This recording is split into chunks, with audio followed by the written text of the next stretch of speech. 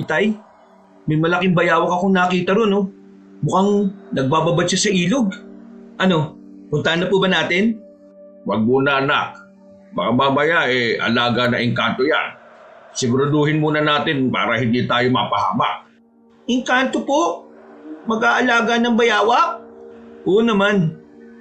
Ngayong mag-alas 3 na ng hapon, sigurado na nagsisilabasan na sila. Halika kayo. Lumapit tayo ron at matyagan natin. Kapag walang kakaiba sa bayawak, aatakihin natin yan.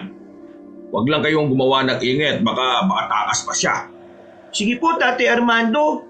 Kuya Diego, wag raw po tayong mag-iingay ha. Tumahimik ka na. Sa ating dalawa, ikaw lang naman ang maingay ha. Sige na, Ige. Dito ka sa tabi ko. At baka kung may iba pang mga mababangis na hayop na umatake sa atin. Tama kuya mo, Ige. Huwag kang lumayo sa kanya. Hindi natin alam kung ano pang ibang hayop na nakatira dito sa gubat eh.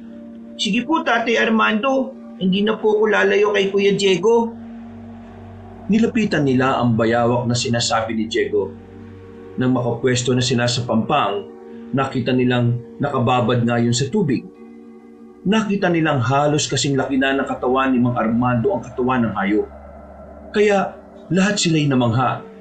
Noon din, inihanda ni Mang Armando ang sibat niya at nang mapalingon sa kanila ang bayawak, buong lakas niya itong sinibat. Nagtilamsika na lang ang tubig sa ilog nang subukan pang tumakas ng nasabing hayop. Agad namang kinuha ni Mang Armando ang itak na hawak ni Diego na nilundagan yon upang patayin.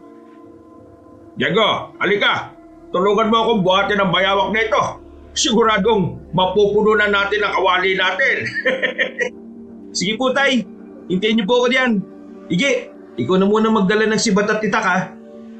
Mabigat din kasi ang bayawak na yan. Sigurado na mahirapan kami kung kami pa ni Tatay ang magdadala ng itak at sibat namin. Sige kuya, ako nang bahala sa mga yan. Iabot mo na lang sa akin dito at nang hindi na ako makaluson sa tubig. O sige, o ito na o. Salamat Ige ha. Walang anuman Kuya Diego. Ano Diego, handa ka na ba? Buhatin na natin ang bayawak na ito at nang makauwi na tayo. Siguradong hinihintay na tayo ng nanay niya. Opo Tay, nakahanda na po ako. O sige, 1, 2, 3. Tara, buhatin na natin, Diego! Yeah! Nang mabuhat na nila, naglakad na silang tatlo pauwi sa kanilang bahay. Habang palabas sa gubat, naging panay ang paglingon ni Ige sa paligid. Napansin yun ni Diego, kaya pinaalalahanan niya ang nakababatang kapatid niyang huwag magtuturo ng kung ano-ano sa loob ng gubat. Napatango naman ang binatilyo at minabuti na nitong mauna sa paglalakad.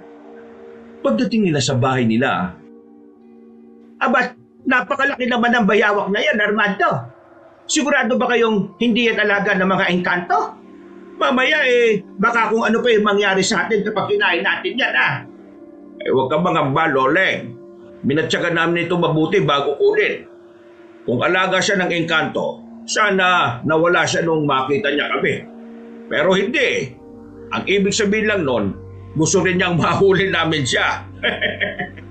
Sa katunayan nga po, may nakita kong talangka na kinakain yan Kaya sigurado po ako na hindi po alaga ng engkanto ang bayawak na yan, Inay. Ay, mabuti naman kung ganon. Wala, sige. Pupunin ko na muna yung malaking kawali at doon na natin lutuin ang karne ng bayawak na yan. Ay, sige, Loleng. Kakatayin ko na muna ito at nang mahugasan ko na rin. Tulungan ko na po kayo, Itay. Gutom na rin naman ako Gusto kong kumain mamaya kapag naluto na yan. Ay, sige, anak. O ikaw, Ige. Pumasok ka na lang sa bahay at magpahinga ha. Kami na ng kuya mong bahala rito. Sige po, Itay. Pagod din naman po ako Tawagin niyo na lang po ako kung kailangan niyo na po ng tulong ko Ay, sige, anak. Sinimulan na ni Diego at Mang Armando ang pagkakatay ng bayawak. Nang mabuksan na nila ang tiyan nito, napatakip ang binata ng ilong niya dahil sa mabahong amoy na nagmumula roon. Hindi niya yung kinaya, kaya napatayo siya. Samantala, ipinagpatuloy naman ni Mang Armando ang kanyang ginagawa. Pagkakuha niya ng laman ng tiyan ng bayawak, napatayo na rin siya at sinabayan yun ng pagmumura. Napatitig doon si Diego at nangilabot din siya sa nakita niya. Walang ya. Hindi nga alaga ng engkanto na huli natin pero mukhang alaga naman ng aswang eh.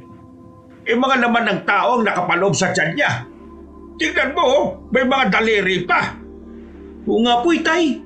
Kaya pala sobrang baho nung masugatan mo na yung tiyan niya. Posible palang kumain sila ng mga tao. Yan ang hindi ko alam. Baka bangkay na ang kinain niya. Pero bibihira lang kung mangyari yan eh. Teka, masama ang kutob ko ah. Ano pong ibig niyo sabihin, Tay? Bakit nakatayo kayo at nakatunganga dyan? Hindi pa naman niyo tapos katayin yan Loleng, alika rito. Tingnan mo nang mabuti kung ano yung laman ng tiyan ng bayawak na ito. Ay naka, hindi. Mukhang mga daliri ng tao yan Paano napunta yan sa tiyan ng bayawak? Diyos ko naman, Armando. Nakapag-aari ng mga engkanto yan aswang. Yan din ang hinala ko. Sige na, kumuha ka na lang muna ng talbos ng kamote ron. Yun na lang muna yung ulamin natin para sa hapunan. Ano pa naman ang gagawin natin sa bayawak na yan, Itay? Ililibing na lang natin to. Baka kung ano pa mangyari sa atin kung kakainin natin yan. Baka nga aswang din mismo ang bayawak na ito eh. Sige na, maghukay ka na ron. Ako na ang bahalang kumalatad ng hayop na ito patungo sa paglilibigan natin sa kanya. Sayang naman po kung ganun. Bayawak na, magiging talbos ng kamote pa. Sige po, Tay. Doon na lang po ako sa bandang likod ng bahay Mas mabuti ba nga anak? Huwag ka na sa malayo. Malapit nang dumilim Baka kung ano pang mangyari sa inyo ng tatay mo. Mahirap na. Baka nasundan kayo ng amo ng bayawak na yan. Kinuha ni Diego ang pala. Bago siya tumungo sa likod bahay nila, nakita pa niyang bumaba ang nakababata niyang kapatid. Batid nitong alam na rin ni Igay ang patungkol sa bayawak na kanilang nahuli. Habang papunta sa likod ng bahay nila, napaisip siya patungkol sa nasabing hayop. Nakaramdam siya ng kabahan sa posibleng epekto sa kanila ng ginawa nila. Naisip niya na baka alaga nga ng aswang ang pinatay nila at baka kung gantihan sila nito. Nang nangangalahati na siya sa hinuhukay niyang libingan ng bayawak, dumating doon si Mang Armando at Igay. Ano, Diego? Pwede na yan? Hindi na rin naman siguro sisingaw ang baho ng bayawak na yan. Sige po, kakapalan ko na lang din po yung lupang itatabo natin dito para mas makasigurado po tayo. Naku, sayang naman yung bayawak na yan. Sinasabi ko na nga may kakaiba talaga sa hayop na yan Hindi lang ako nagsalita kanina kasi nagmamadali tayo umuwi. Hayaan mo na, Igay. Sa susunod, mga ngaso ulit tayo. Pero sa ibang gubat naman. Wala rin namang mga ligaw na hayop dito sa atin Subukan naman natin sa pinakadulong gubat na nasa hangganan ng bayan natin at nakasunod nito. Talaga po? Hindi pa po ako nakakarating doon O sige, para naman makita ko yung paligid doon. Mga ilan po tayo mga ngaso doon, Tay? Hindi ko pa alam. Pero kung aayon sa atin ang panahon, susubukan natin sa susunod na linggo. Pareho lang naman kayo ng kuya mo na hindi pa nakakarating doon Kaya ihanda na ninyo mga sarili ninyo. Oo nga po, Tay.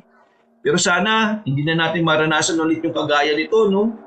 Baka sa susunod, mas matindi pa dito yung mahuli natin Napatawa na lang si Mang Armando dahil sa sinabi ni Diego. Noon din pinagtulungan nilang ihulog sa hukay ang patay na katawan ng bayawak. Agad din nilang tinabunan ng lupa yon. Pagkatapos, sabay silang umuwi sa kanilang bahay.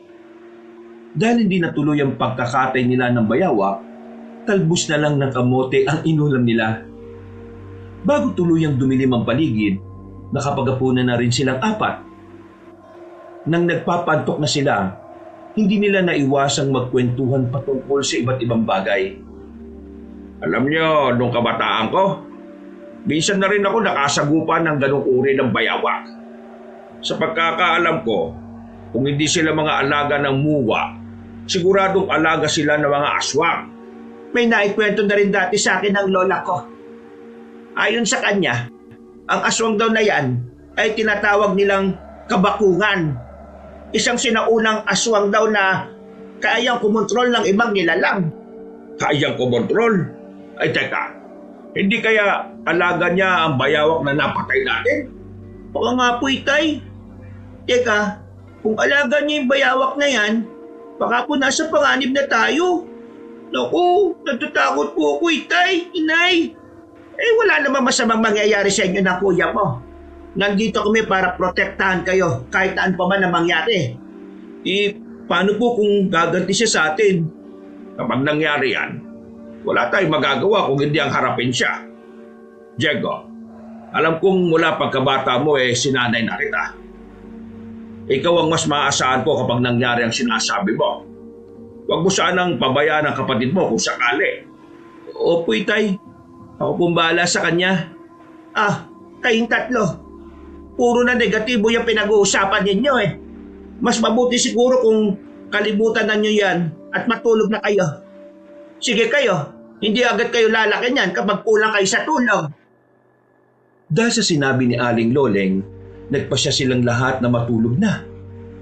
Nasa kalagitnaan na sila ng pagtulog nila nang maalimpungatan si Diego. May narinig siyang mga alulong ng aso. Alam niyang may kung anong nangyayari sa paligid niya. Kaya nagmatsyag siya. Makalipas ang ilang sandali, may naulinigan siyang kaluskos sa bandang likuran ng bahay nila. Bumangon siya. At sa hindi niya inaasahan, nasagi niya ang braso ni Igit. Napabalikwas ang binatilyo at agad na nag-usisa sa kapatid niya kung ano ang gagawin nito. Huwag ka maingay. Baka magising si nanay at tatay. Mapapagalitan tayo. Sige kuya, di ako mag-iingay. Basta, sasama mo ko sa paglabas ng bahay natin Huwag na. Delikado Isa pa, mabilis lang naman ako. Sige ka, susumbong kita bukas kapag hindi mo ko sinama. Siya. Sige na. Basta, huwag ka maingay Huwag mo sasabihin ka na tatay na lumabas tayo. Ako malalagot pag nagkataon. Alam mo naman yun, di ba? Oo, kuya. Hindi ako magsasalita. Bilisan lang natin Baka magising kasi sila Muna, sige na. Tayo na't alamin natin kung ano yung ingay na narinig ko. Mukhang nanggagaling yun sa pinaglibingan natin ng bayawak Teka, kung ano, yung mga naririnig din akong kaluskos. Parang doon nga nanggagaling yun, kuya. Naging maingat sila sa paglabas sa kanilang bahay. Nang nasa labas na sila, tumungo sila sa bandang likuran. Marahan silang naglakad hanggang sa pareho silang natigilan dahil sa ingay na kanilang narinig. Sinipat nilang maigi ang bahagi kung saan nakalibing ang bayawak at nagkatitigan na lang silang magkapatid nang makita nila ang mga may itim na nilalang na kinakaladkad palayo ang hayop na inilibing doon. Ano kaya yung mga nilalang na yun? Bakit ang itim nila? Parang puno ng mga balahibo Ewan ko ba, kuya? Teka, hindi ba yun yung tinatawag nilang aswang? Kuya, natatakot ako. Baka makita nila tayo rito. Nakatalikod naman sila Sinabi na kasi kitang huwag ka nang sumama. Yan tuloy, natakot ka. Huwag mo na intindihin yung mga yon. Sige na, pumasok na tayo. Ewan ko ba? Parang bigla ako natakot Siguro, hindi na ako sanay na lumabas kapag madilim na ang paligid, kuya. Sige na. Bukas na lang natin hanapin kung saan nila dinala yung katawan ng patay na bayawak. Yun kung makikita pa natin.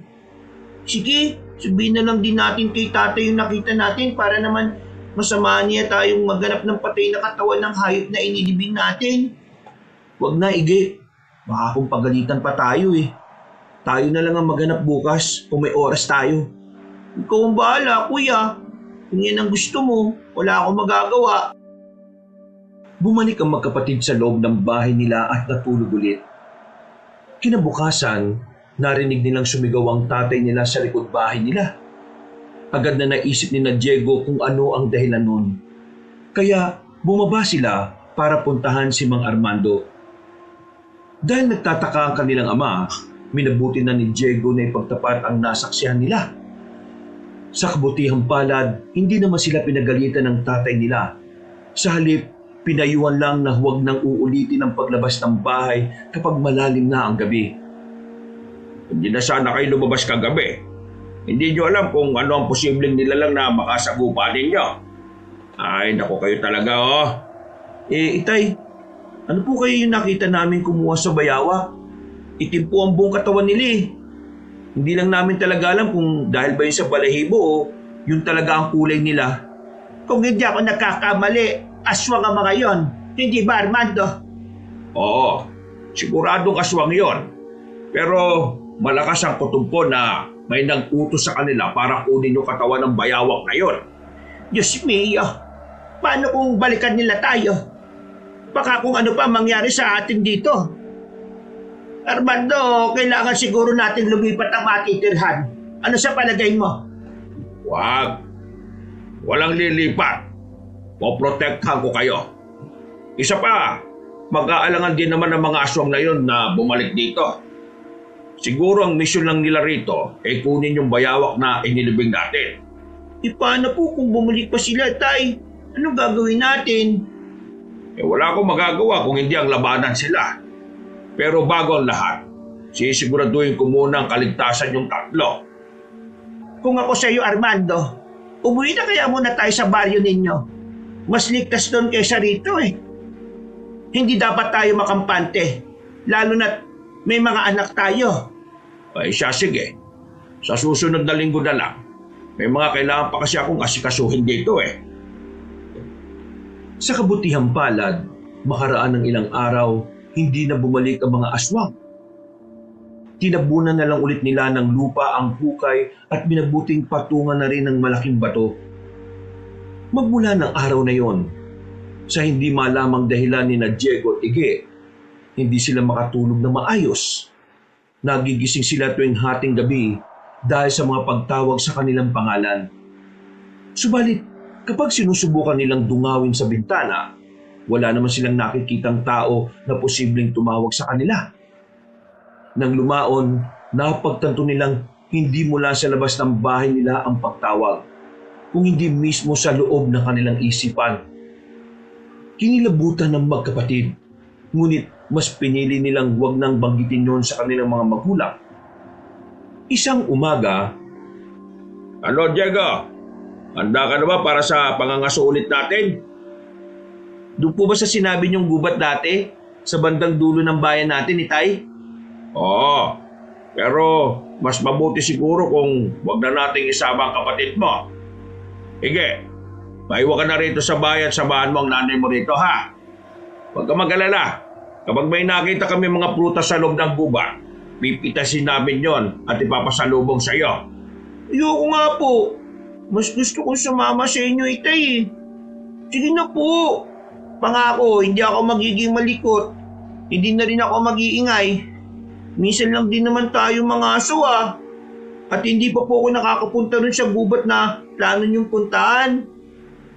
Itay, sama na po natin si Ige. Basta Ige ha, huwag kang lalayo sa tabi ko ha. Hindi pamilyar sa atin ang gubat na yon. Baka kung mawala tayo, hindi na natin matanda ng palabas sa gubat. O sige na, isasama na natin siya. Pero Ige, sundin mo ang kuya mo ha. Huwag din kayong lalayo sa akin. Hindi ko rin naman ganong kabisado yung gubat na yun eh. Sige po, Tay. Ito ang baon ninyo. Tubig yan sa pagkain. Ito rin ang bimpo na pamuna sa pawis ninyo. Ay nako, kayong dalawa oh. Mag-ingat kayo ron ha. Armando, huwag mong pababayaan ng mga anak mo. Sige Loleng, ako bahala sa kanila. Paano? Sige na. Aalis na kami at baka may makauna pa sa amin doon. Ipanalangin mo na lang na sana may mahuli kami. O siya, sige na. Ay, kayong dalawa, huwag kayong maging pasaway sa tatay ninyo. Kung hindi, papaluin ko kayo mamaya pag uwi niyo. Napatango na lang ang magkapatid dahil sa sinabi ng kanilang nanay. Nagpaalam na silang aalis. Hawak noon ni Diego at Ige ang itak nila. Samantalang may dala namang sibat si Mang Armando. Dahil medyo malayo-layo pa ang gubat na kanilang pupuntahan, binilisan nilang tatlo ang paglalakad nila. Hindi na nila alam kung ilang oras ang iginugol nila.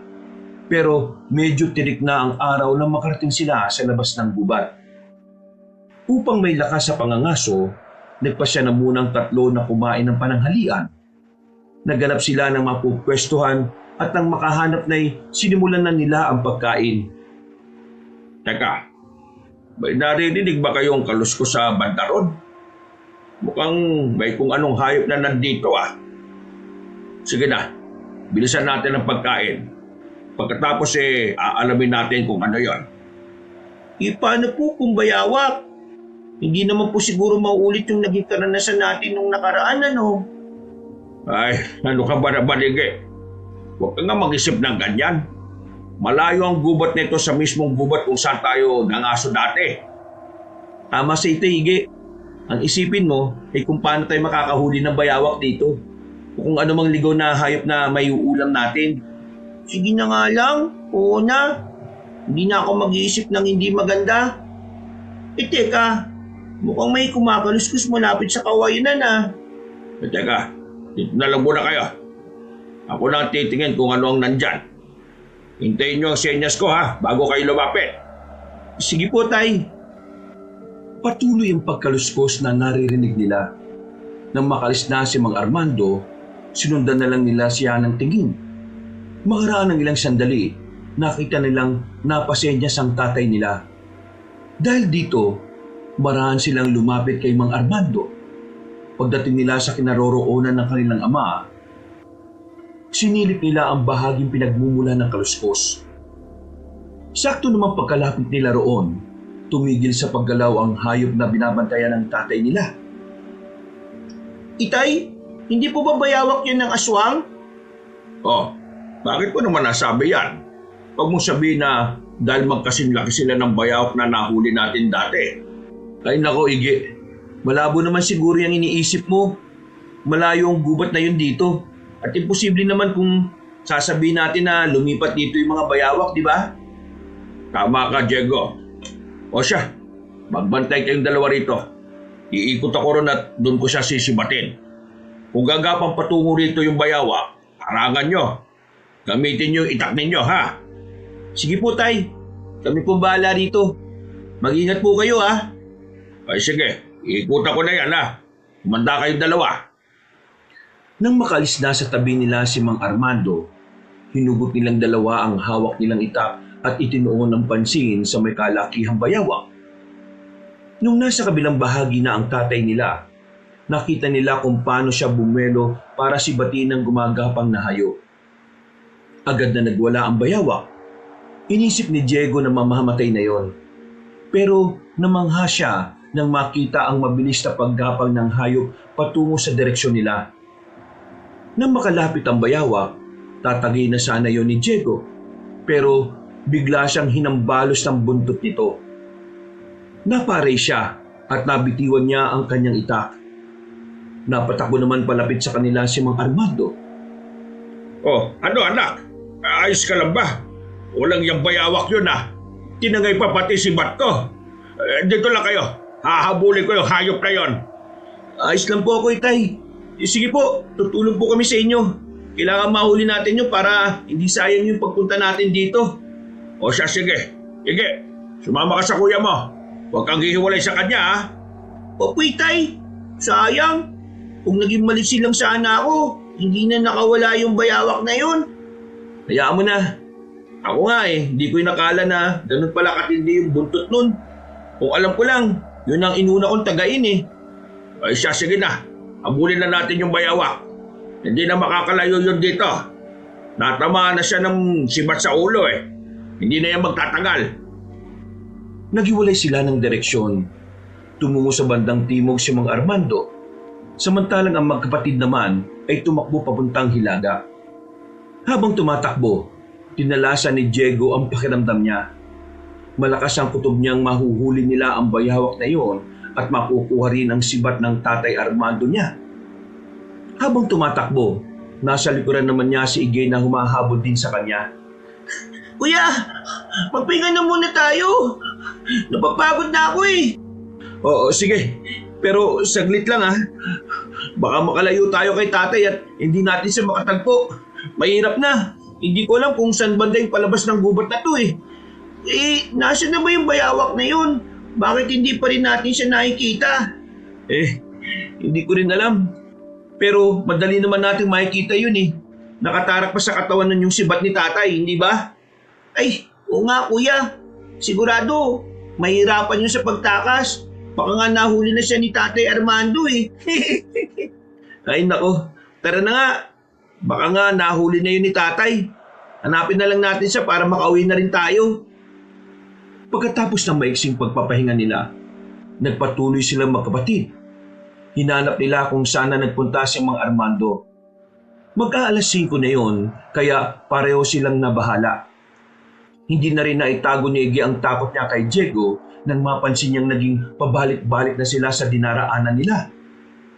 Ganun pa man, sa halip na sumuko, ipinagpatuloy nila ang paglalakad nila habang tinatawag na malakas ang pangalan ni Mang Armando. Kuya Iggy, mukhang pinaglalaruan tayo ng engkanto ah. Anong gagawin natin? Baka kung hindi na natin makita si tatay at tuluyan na tayong maligaw. Sige, subukan natin maghanap ng posibleng daan. Yung hindi tayo magpapabalik-balik, baka may mahanap din tayo eh. Teka, baliktarin pala natin yung mga damit natin, Iggy. Bakit naman natin gagawin yon, kuya? Yung kasi yung sabi ng mga matatanda, para raw mawala yung bisa na kung ano mang ginagawa sa atin ng mga engkanto. Sigurado, kapag nagawa na natin yan, hindi na nila tayo mapaglalaruan. Sige, Kuya Diego, gawin na natin yan. Ngayon din. Kailangan mahanap natin si tatay eh. Sigurado nag-aalala na siya sa atin. Oh, nabaliktad ko na yung damit ko. Ikaw, ayos na rin ba yung sayo, Iggy? Oo, kuya. Magpatuloy na tayo at baka maya-maya mawala na rin yung kung ano man yung ginawa ng mga engkanto sa atin. Sigurado yan. O sige na, Iggy. Baka kung maiwan pa tayo ni tatay eh.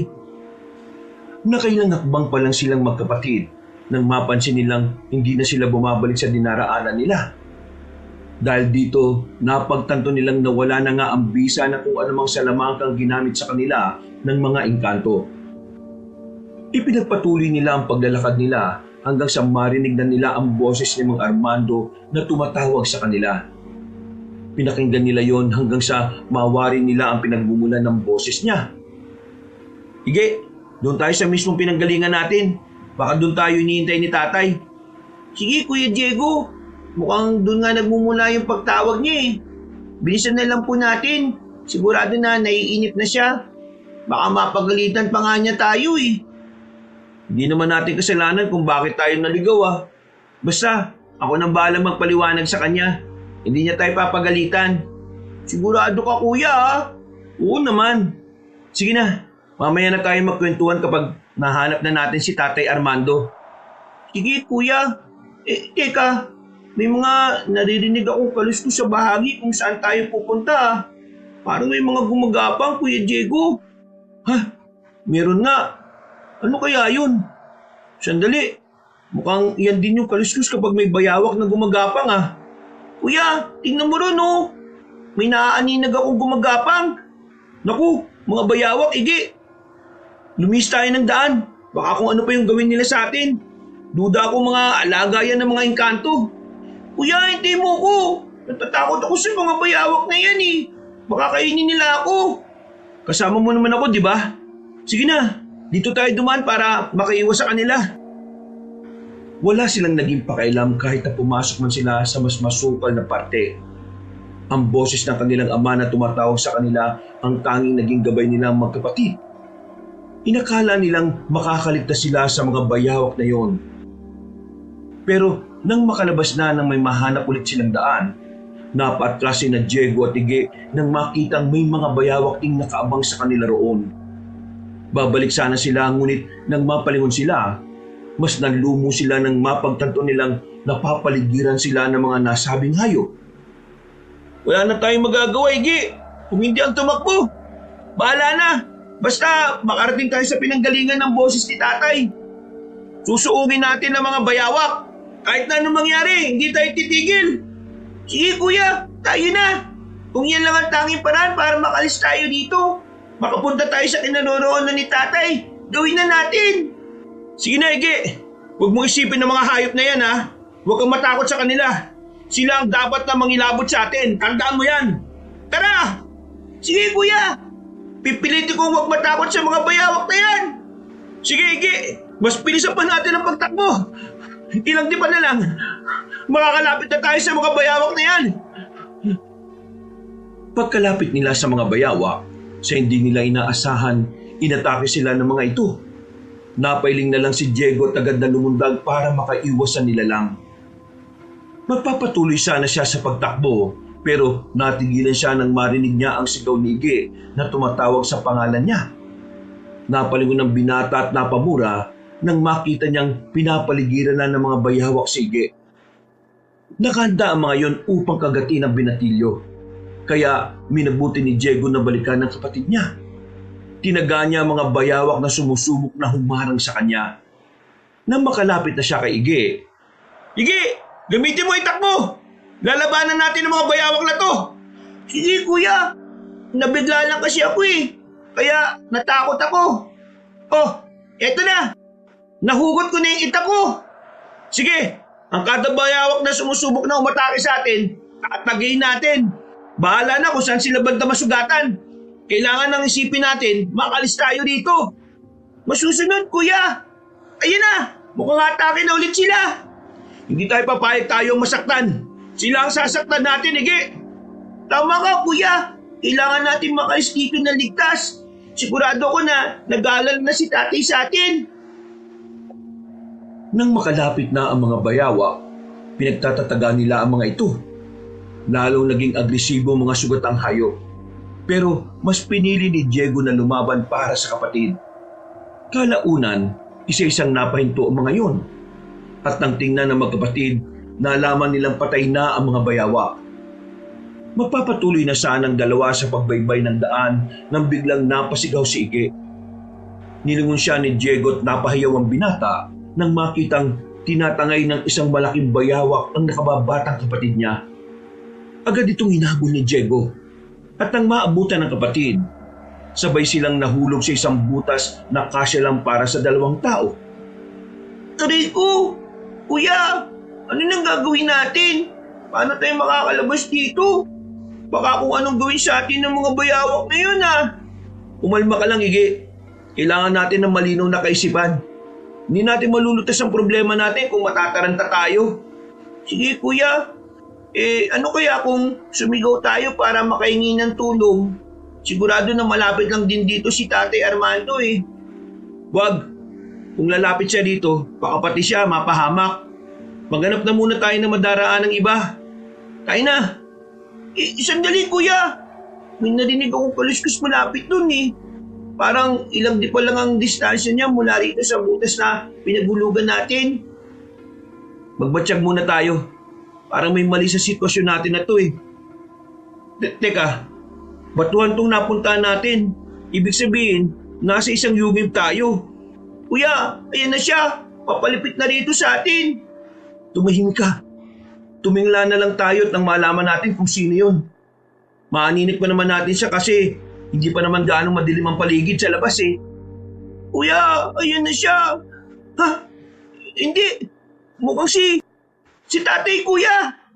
Oo nga, pero parang may mali Huwag muna natin siyang tawagin.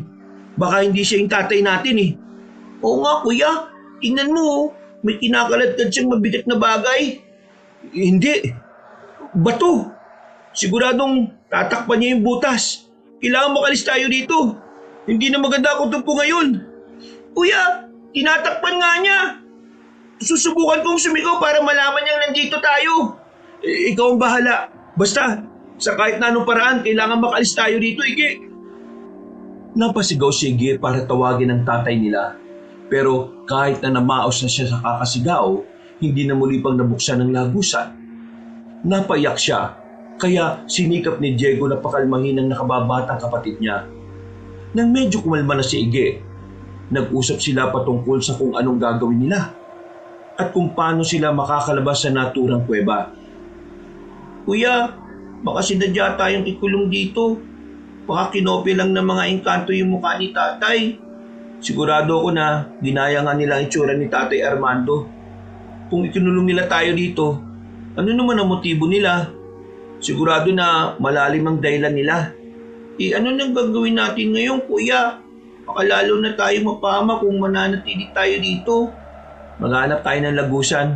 Sigurado na may iba pang daanan, maliban sa tinakpan na yan. Sige, pero paggabi na kuya eh. Magpapahinga na muna tayo dito. May natitira pa naman akong tubig at pagkain dito. Pagsaluan na lang natin to. Mas mabuti pa nga, Ige. Kainin na muna natin yan. Pagkatapos, matulog na rin tayo kahit saglit lang. Kinakailangan hindi tayo magtagal dito eh. Kung may nagplano man na ikulong tayo, sigurado na may masama silang binabalak sa atin. Kuya, si tatay nga pala. Baka kung ano lang ginawa ng mga aswang o engkanto sa kanya. O kung wala man silang ginawa, baka nag-aalala na siya sa atin ngayon. Huwag na muna natin siyang isipin. Sa ngayon, sarili muna natin ang pagtuunan natin ng pansin. Kung paano tayo makakaalis dito at kung paano tayo makakauwi ng ligtas. Napatago ang nakababatang kapatid ni Diego sa kanya. Noon din, pinagsaluhan nila ang pagkain natitira ni Ige. Nasa kalagitnaan sila ng pagkain nang may marinig silang kaluskos. Napatitig sila sa pinagmumulan nun at pareho silang kinutubang may lagusan sa bahaging yun. Nang matapos na sila sa pagkain, nagpasya silang dalawa na hanapin ang pinagmumulan ng ingay na narinig nila. Dahil madilim ang loob ng kuweba, nangapa silang dalawa. Kalaunan, sumuko sila sa paghahanap at pinili nilang magpahinga na lamang. Kinakailangan mahanap natin ng lagusan. Yun lang ang pag-asa natin makalabas dito. Sigurado ko na ang lagusang yun ang magiging tulay para makauwi tayo. Paano naman kung may mas matinding panganib ang nakabang pala sa atin doon, kuya? Baka nga sa labas nito nakatira yung nagpulong sa atin eh. Hindi natin malalaman kung di natin titingnan. Kung kinakailangan sumugal tayo para makauwi, gagawin natin. Natatakot ako, Kuya Diego eh. Baka kung ano mangyari sa atin kapag umalis tayo dito. Mas masama ang kahihinatnan natin kung mananatili tayo dito. Hindi natin alam kung ano mga nilalang na lumalabas at pumapasok sa kuwebang ito eh. Paano po kung mga aswang pa lang nakatira sa labas ng kuweba? Ano nang gagawin natin? Alam kong wala pa tayong karanasan sa mga nilalang na yan, pero kung masusukol nila tayo, wala tayong mapagpipilian, lalaban tayo. Kaya ikaw, huwag mong isipin ng takot mo. Kaligtasan natin ang isa-isip mo. Sige, Kuya Diego. Sisikapin ko pong huwag nang matakot para makauwi tayo ng ligtas. Mabuti naman kung ganun. Huwag kang panghinaan ng loob, no? Makakalis tayo dito at makakauwi tayo ng... Ha? Natigilan sa pagsasalita si Diego nang sa hindi nila inaasahan, may nakasisilaw na liwanag na lumitaw sa harapan nilang dalawa. Napanganga sila nang makita nila ang isang lalaking may hawak na sibat at puno ng marka ang buong katawan. Nakaramdam sila ng matinding takot. Dahil mabangis ang itsura nito at animoy gusto silang patayin, takot na takot sila. Sino ka? Paano ka nakapunta rito? Anong kailangan mo sa amin? Huwag mo kami sasaktan, maawa ka. Naulog po kami rito at nakulong. Ako si Buyong Dumaraog. Isa akong diwatang sinasamba ng mga mandirigmang babaylan.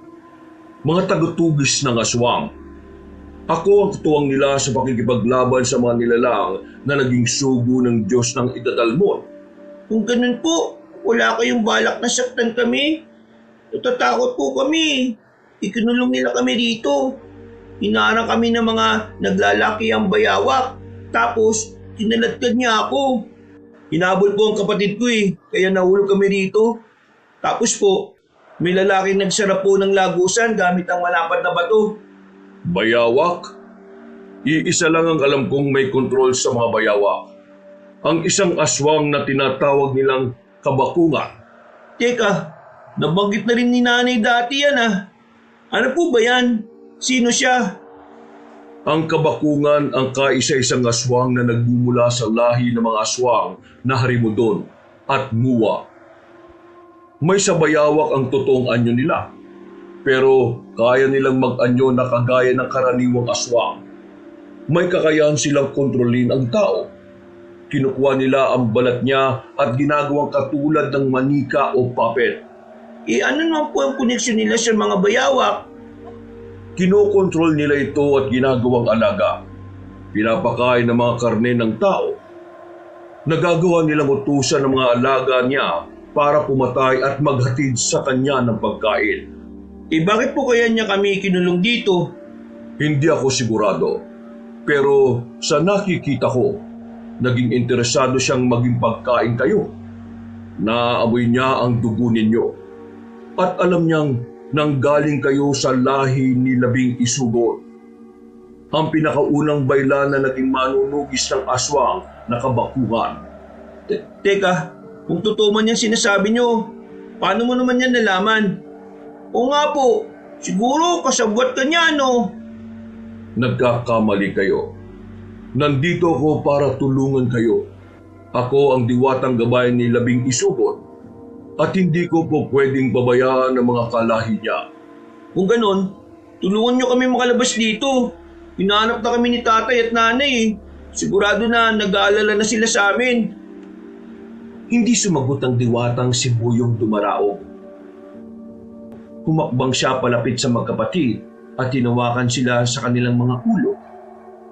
Habang ginagawa yun ng diwata, naramdaman ni Diego ang kakaibang enerhiyang dumaloy sa kanyang katawan. Nang matapos yung gawin ni Buyong Dumaraog, hinubad niya ang dalawang anting-anting niya at ibinigay yon sa magkapatid. Isuot niyo ang pangil na yan. O proteksyonan kayo niyan at magbibigay ng kakaibang liksi at lakas. Hindi rin kayo madaling tatablan ng kung anumang mahikang itim ng kabakugan. Ano po ito, Buyong Dumaraog? Bakit malalaki ang pangil na ito at kakaibang kulay? Oo nga po, parang nakakatakot naman ang tunay na nagmamay-ari nito. Yan ang pangil ng halimaw ng manalintan. Pinabasbasan ko na rin yan sa mga diwata at Diyos na naninirahan sa bundok ng Madyas. Sige na, isuot nyo yan. Maraming salamat, Buyong Dumaraog. Walang anuman. Sige na, kailangan ko na munang umalis. Huwag kayong mag-alala. Sa oras na kailangan na ninyo ako, darating ako. Sa ngayon, yan ang munang anting-anting ang may tutulong ko sa inyong magkapatid. Teka po, pwede po bang sumama na lang kami sa inyo sa pag-alis nyo dito? Baka mamaya, kung ano pa kasi yung gawin nila sa amin eh. Huwag kayong mag-alala. Ngayong nasa inyo na ang anting-anting ko, sigurado na mahihirapan ang mga bayawak at aswang na kalabanin kayo. Kapag nagpakita na ang kabukungan, ako na ang bahala sa kanya. Hindi ko rin pala kayo maisasama. Hindi nyo kakayaning dumaan sa lagusang dinaraanan ko. Kung ganun po, dito na lang po muna kami.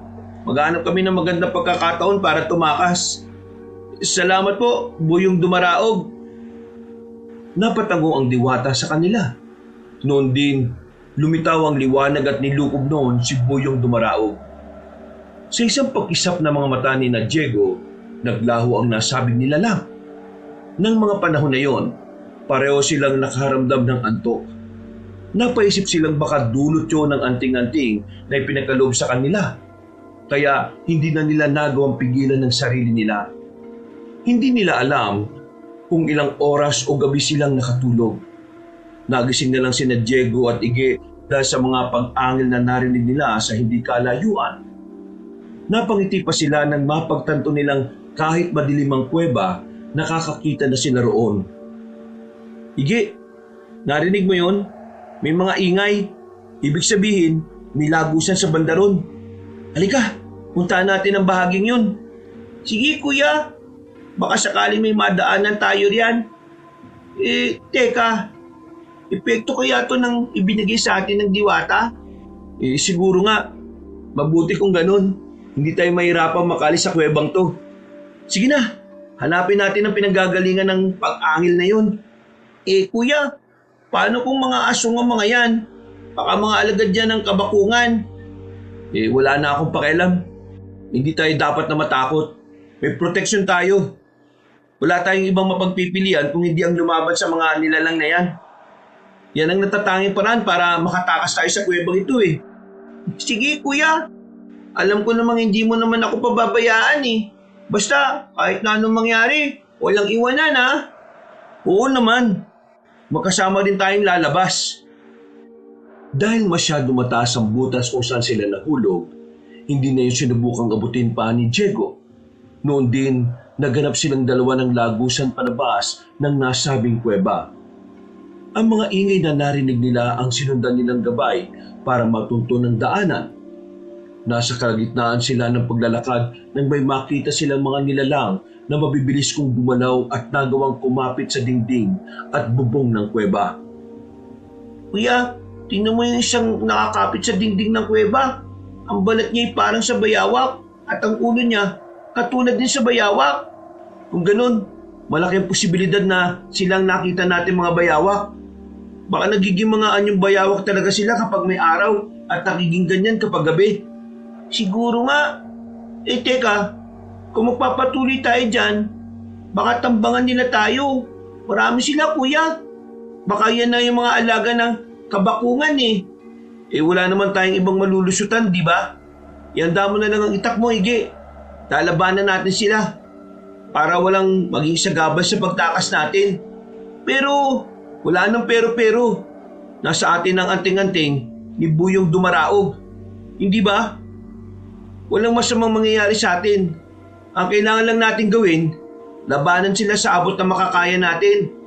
Kung matatalo natin sila, malaya tayong makakalis dito. Paano naman yung mga aswang na kabakungan? Hahanapin tayo nun, kuya. Hayaan mo na. Ang importante, makatakas tayo. Hindi ba, sabi ni nanay, aalis din naman tayo sa baryo natin. Kaya sige na, maganda ka na. At dadaan tayo sa bahagi kung saan nagbabantay ang malabayawak na mga aswang na yan. Hinugot nila ang itak nila at nagpatuloy sila sa paglalakad. Nang nakailang hakbang na ang magkapatid, lumundag ang isang malabayawak na nilalang para sugurin sila. Napakbang naman si Diego at siya na mismo ang umalaban sa nilalang. Maliksi ang galaw noon, pero nagagawang ilaga ng binata ang kada pag-atake nito. Nasa kalagitnaan na siya ng pakikipaglaban doon nang umatake rin sa kanila ang mahigit sa 10 aswang. Dahil dito, mas pinigihan ni Diego ang pakikipaglaban doon. Nang susunggaban sana sila ng nilalang, ginilitan niya ito at ibinalibag patungo sa iba niyang mga kasama. Napaangil naman ang mga yon at naghanda na sa pag-atake sa magkapatid. Ige, kakalabanin ko mga aswang na yan. Ikaw naman, maghanap ka ng pagkakataon para makalis dito. Hindi, kuya. Sinabi natin na walang iwanan, di ba? Tutulungan kita. Hindi na ako matatakot sa mga yan. Kakalabanin natin sila at uubusin. O sige, kapag nasugatan ko na at makakalapit na sa'yo, tagain mo hanggang sa mamatay. Gagamitin natin ang bertud na mula sa anting-anting ni Buyong Dumaraog. Hindi natin siya bibiguin. Sige, Kuya Diego. Nandiyan na sila. Mukhang sabay silang atake sa atin. Sige na, Ige. Mag-antabay ka sa likuran ko. Kaya ng sabi ko, tagain mo ang mga nilalang na makakaiwas sa itak ko. Masusunod, Kuya Diego. Sige, mga malabayawak na aswang. Sumugod kayo. Tingnan natin ang kakayahan nyo. Kung sinadya niyong daling kami rito, magbabayad kayo. Umatake sa kanila ang mga nilalang. Dahil dito, itinuon ni Diego ang buong pansin niya roon. Ang kada aswang na lumalapit sa kanya, tinataga niya sa liig at ibinabalibag patungo sa likuran niya. Narinig din niya ang paghiyaw ni Ige, kaya naisip niyang pinagtatataga niya ang mga aswang na yon. Nang kaunti na lang ang umaatake sa kanya, nilingon niya ang kapatid niya at napangiti siya nang makitang ginigilitan na sa liig ng binatilyo ang mga yon.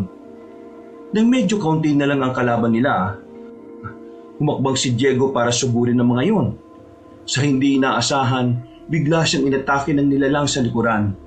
Kaya tumilapon siya at tumamang likuran niya sa dingding ng kuweba. Tumakbo naman si Ige patungo sa kanya at tinulungan siya nitong makatayo. Kuya Diego, ayos ka lang ba? Bakit hindi mo kagad napansin ang aswang na yon? Ayos lang ako. Teka, ang mga aswang pala, baka may natitira pa sa kanila at baka makatakas. Wala na, kuya. Nang inatake ka ng aswang, sinugod ko rin siya tinaga sa likod. Hindi niya ako nagawang lingunin. Kaya nang bumagsak siya, tinaga ko na lang din siya sa liig. Magaling kapatid ko. Kahit na binatilyo ka pa lang, may taglay ka ng husay. Oo naman. Alam ko rin naman na kung ako ang nasa kalagayan mo, papatayin mo rin yung aswang na yun.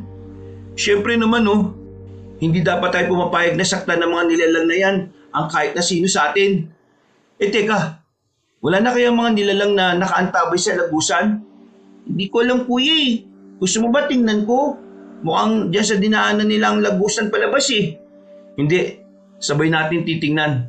Halika na, baka dyan na nga yung hinahanap natin at makakalabas na tayo. Baka kasi masakit pa yung katawan mo dahil sa pagkatilapon mo kuya eh. Hindi na. Kaya ko naman eh. Mas masakit pa nga yung palo ni nanay doon.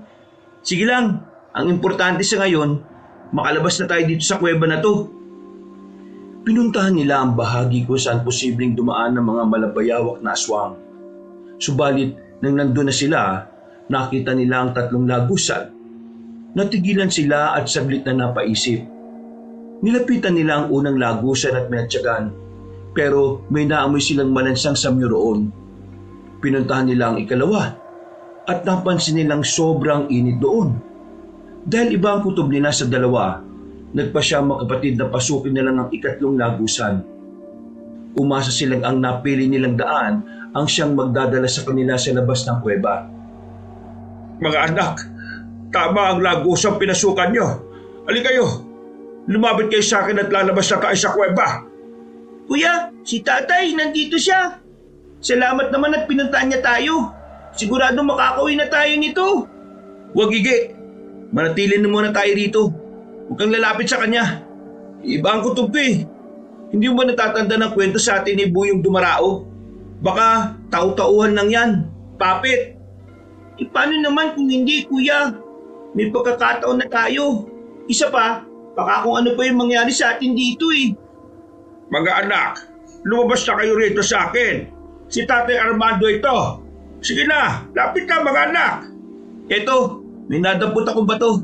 Kung papit lang ang aswang na yan, hindi siya makakaramdam ng sakit at siguradong magmimistula lang siyang manika. Anong gagawin mo yan, kuya? Ibabatok sa mapagkunwaring nilalang na yan. O yan, tingnan mo Ige.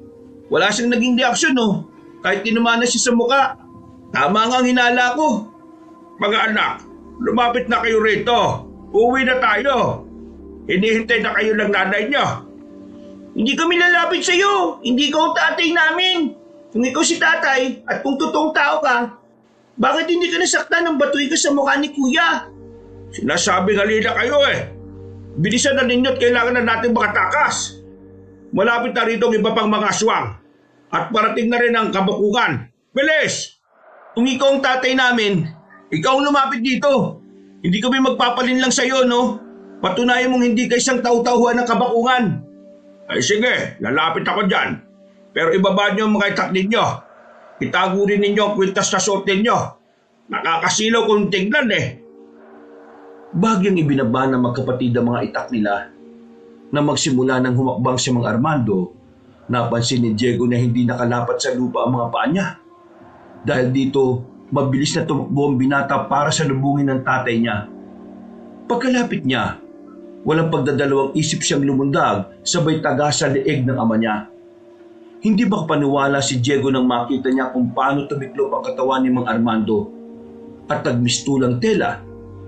Kasabay ng paglapag niya sa lupa, bumagsak din ang tatay niya. Agad namang lumapit sa kanya si Igay na hindi rin makapaniwala sa nangyari. Nasabi ko na nga isa siyang uwad. Papit lang siya ng aswang. Igay, tingnan mo parang balat na lang siya. Walang mga laman at buto. Ewan ko nga ba kung paano yan nagawa ng aswang eh. Mabuti na lang talaga kuya, hindi tayo nagpadalos-talos. Kung lumapit ka agad tayo sa kanya, baka kung ano pa yung nagawa niya sa atin eh. O tayo na. Wala na rin naman sigurong haharang sa atin. Pabayaan na natin to. Ang importante sa ngayon, alam natin na hindi to si tatay. At malalaman na natin sa susunod kung tau-tauhan lang ng kabakungan yung makakaharap natin. Tama ka Kuya Diego. Tara na. Hindi tayo dapat maabutan ng kabakungan na yun. Sigurado na marami pa siyang inihanda para sa atin eh. Kaya dapat natin siyang maunahan. Bago pa man niya malaman na nakalabas na tayo sa kuwebang to. Nasa lungganan niya tayo. Pero teka, makakaya kaya nating labanan silang lahat, kuya? Oo naman, may tiwala ako sa binigay ni Buyong Dumaraog. Isa pa, kapag nalagay tayo sa alanganin, sigurado magpapakita rin siya sa atin, di ba? Sana nga, kuya. Sana tulungan talaga niya tayo para makatakas dito. Wala namang mawawala sa atin kung magtitiwala tayo eh. Alam kong tapat siya sa sinabi niya. Minabuti nilang ipagpatuloy ang pagbaybay ng lagusang pinili nila. Habang papalayo sila sa bahagi kung saan nila nakaengkwentro ang peking ama nila, may nalanghap silang balansang samyo. May narinig din silang ingay na parang kumakamot sa pader ng yungib. Walang ano-ano, may nakita silang mga nilalang na nagtatago sa batuhan doon. Tinutuban sila na katulad yon ng mga una nilang nakasagupa, kaya inihanda nila ang kanilang mga sarili. Maraan silang naglakad at napangiti silang magkapatid nang may makita silang kaunting liwanag na hindi na rin gaanong malayo sa pwesto nila. Mga aswang! Siguradong tayo ang inaabangan ng mga yan. Ige, kailangan labanan natin sila para makatakas tayo rito. Sigurado ko ba dyan sa pasya mo, kuya? Oo. Kung nakaya natin ang naunang grupo ng mga katulad nila, makakaya rin natin sila. May liwanag na sa bandang dulo ng lagusang ito. Sigurado na ito na ang daan palabas ng kuweba. Ikaw bahala, Kuya Diego. Basta nasa likod mo lang ako palagi. Kaya na, Ige.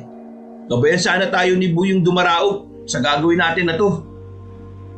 Habang hawak ang kanilang itak, tumakbo sila patungo sa direksyon kung saan nila nakikita ang maliit na liwanag. Pagkakita naman sa kanila ng mga malabayhawak na aswang, umangil sila at nagunahan sa pagsugod kina Diego. Nasa kalagitnaan na sila ng pakikipaglaban nila nang maramdaman nila ang pagyanig ng lupa. Nabahala na si Diego, kaya ginamit niya ang buong lakas niya para labanan ang mga nilalang. Walang ano-ano, nagulat siya nang mapasigaw si Ige. Nilingon niya ito at nang makita niyang pinagtutulungan sa pangin ng mga aswang ang kapatid niya, nilapitan niya ang mga yon at isa-isang pinagtatataga saka ibinalibag. Nang wala nang kumukuyog kay Ige, tinulungan siya ni Diego para makatayo. Ano, Ige? May mga sugat ka ba? Huwag ka mag-alala, kuya. Wala akong sugat. Maulang yang yun ah. Kaya pala konti lang ang kumakalaban sa akin. Nakapuslit na pala ang iba para sugurin ka. Salamat at may bertod din ang kabalang anting-anting natin. Nagulat nga rin ako eh. Kinagat nila ako sa mga braso at binti ko kaya hindi ako nakapalag. Mabuti na lang talaga nandyan ka. Maraming salamat, Kuya Diego ha. Walang anuman, Ige. Ngayon, malaya na tayo makakalabas sa yungib. Sana naman, wala nang nakaantabay sa atin dyan. Ano, kaya mo ba? Oo naman, kuya. Mukhang ilang araw na tayong nasa loob ng kuwebang ito eh. Medyo nakakaramdam na rin ako ng gutom. Ako rin. Mabuti na lang at binigyan tayo ng mahiwagang kwintas na ito ni Buyong Dumaraog. Baka may bertod din to na hindi tayo madaling uhawin at gutumin. Siguro nga, kuya. Ano, handa ka na ba? Tayo na at nang alabas na tayo dito. Sige, Kuya Diego, tara na. Nakailang hakbang pa lang silang magkapatid nang biglang yumanig ng malakas ang lupa. Nagsibagsakan ng mga bato sa kuweba, kaya parehong nabahala ang magkapatid. Gamit ang kanilang liksi, iniwasan nila ang mga nahuhulog na bato hanggang sa makarating na sila sa tapat ng bukana ng kuweba. Lalabas na sana sila roon nang sa hindi inaasahan, may nahulog na malaking tipak ng bato at humarang yun sa lagusan. Babalik pa sana sila para maghanap ng iba pang madaraanan, pero bumagsak din doon ang malaking bato. Kuya, mas lalo tayong nakulong dito. Ano nang gagawin natin? Kapag yumanig pa at nahulog ang mga bato sa pwesto natin, siguradong durog tayong dalawa eh. Kaya nga, kailangan makahanap tayo ng paraan para makalis dito. Ano kaya kung subukan nating itulak ang batong nakatakip na yan? Paano naman natin gagawin yan, kuya? Wala tayong gaanong espasyo. Teka, kung durugin kaya natin, makakaya kaya? Hindi natin malalaman yan kung hindi natin susubukan. O sige, Ige, halika't subukan natin durugin ang bato gamit ang mga kamao natin. Alam kong may bertud tayo ng kakaibang lakas mula kay Buyong Dumaraog, kaya magagawa natin yan. Sige Kuya Diego, pagtsagayin natin durugin ng bato para magkaroon tayo ng Ha? Hindi! Lumilindol na naman kuya. Baka kung magsilaglagan ng mga bato dito sa atin. Delikadong sitwasyon natin. Oo nga, sige na. Bilisan natin ang pagsuntok sa bato. Umasa na lang tayo na makakaya nating durugin yan. Sana nga kuya. Ayun na, nagsisilaglagan na ang mga bato kuya. Huwag mo intindihin yan. Ituon mo, pansin mo sa batong ito. Sige, suntukin natin ang walang tigil ng batong ito. Namangha sila pareho nang makita nilang nagkaroon yun ng mga bitak. Nasa kalagitnaan na sila ng ginagawa nila nang sa hindi nila inaasahan, may malakas na puwersang tumama sa kanila. Nagmula yun sa likuran ng malaking bato. At dahil sa lakas nun, tumilapon ang magkapatid. Napatitig sila sa harang ng lagusan at namulagat ang mga mata nila nang makita nila ang tatlong lalaking nakatayo. Lahat sila ay kamukha ni Mang Armando. Alam nilang papit lang yon ng kabakungan. Kaya inihanda nila ang sarili nila. Ano? Magmumukmuk lang ba kayo riyan? Bukas na ang lagusan ng kuweba. Upuin na tayo. Hinahanap na kayo lang nanay ninyo. Tama na! Huwag na ninyo kami paglaruan. Alam namin na wala sa kahit isa sa inyo ang totoong ama namin. Mga balat lang kayo na binigyang buhay at nagkukunwa rin si tatay. Ige, bunso. Halika kay tatay. Upuin na tayo. Hindi. Kung kanina maniniwala pa sana ako dahil isa lang ang nagpapakilalang tatay. Ngayon, hindi na. Tatlo kayo mga tau-tauhan ng aswang at hindi nyo may pagkakailayan. Tama, sige. Ngayon, mamili na lang kayong tatlo. Aalis kayo sa daanan namin at hahayaan kami makatakas o itutulad namin kayo sa naon ng kawangis nyo. Bakit? Iniisip ba ninyo na makakalis kayo rito? Hindi! Gagamitin ang pinuno namin ang dugo nyo para mas maging malakas siya. Ang dugo ni Labing Isugon na nananalaytay sa inyo ang magbibigay sa kanya ng karagdagang kapangyarihan. Kahit ano pang sabihin at gawin nyo, aalis kami rito. Hindi kami mananatiling nakakulong sa kuwebang to. Napahalakak ang tatlong kawangis ni Mang Armando. Dahil nakaarang sila sa lagusan, minabuti ni Diego na suburin sila. Hindi naman siya hinayaan ng nakababatang kapatid niya. Agad ding sumugod sa kanya, sige. Pagkalapit ni Diego sa tatlo, aatakin sana siya ng mga yon. Pero bago pa man nila siya masunggaban, umilag na siya at tinaga ang isa sa kanila. Nabuwal yun at gaya ng inaasahan, nagmistulan na lamang tuyong balat ang nilalang. Inatake naman ni Iggy ang isa at naglaban silang dalawa.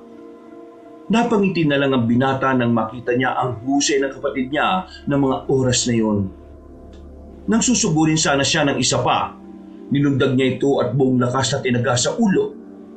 Pagkabagsak noon, nangayayat yun hanggang sa maging katulad din siya ng naunang nilalang. Kuya, napatay ko na rin ang kalaban ko. Ano kaya mga ito? Bakit kuwang-kuha nila ang itsura ni tatay? Hindi ko alam, pero isa lang ang nasisiguro ko. Mga papit sila ng kabakungan. Kailangan natin mag-ingat, Iggy. Baka magulat na lang tayo at kalabanin natin ang sarili natin. O ano, susubukan na ba nating lumabas sa kuwebang to?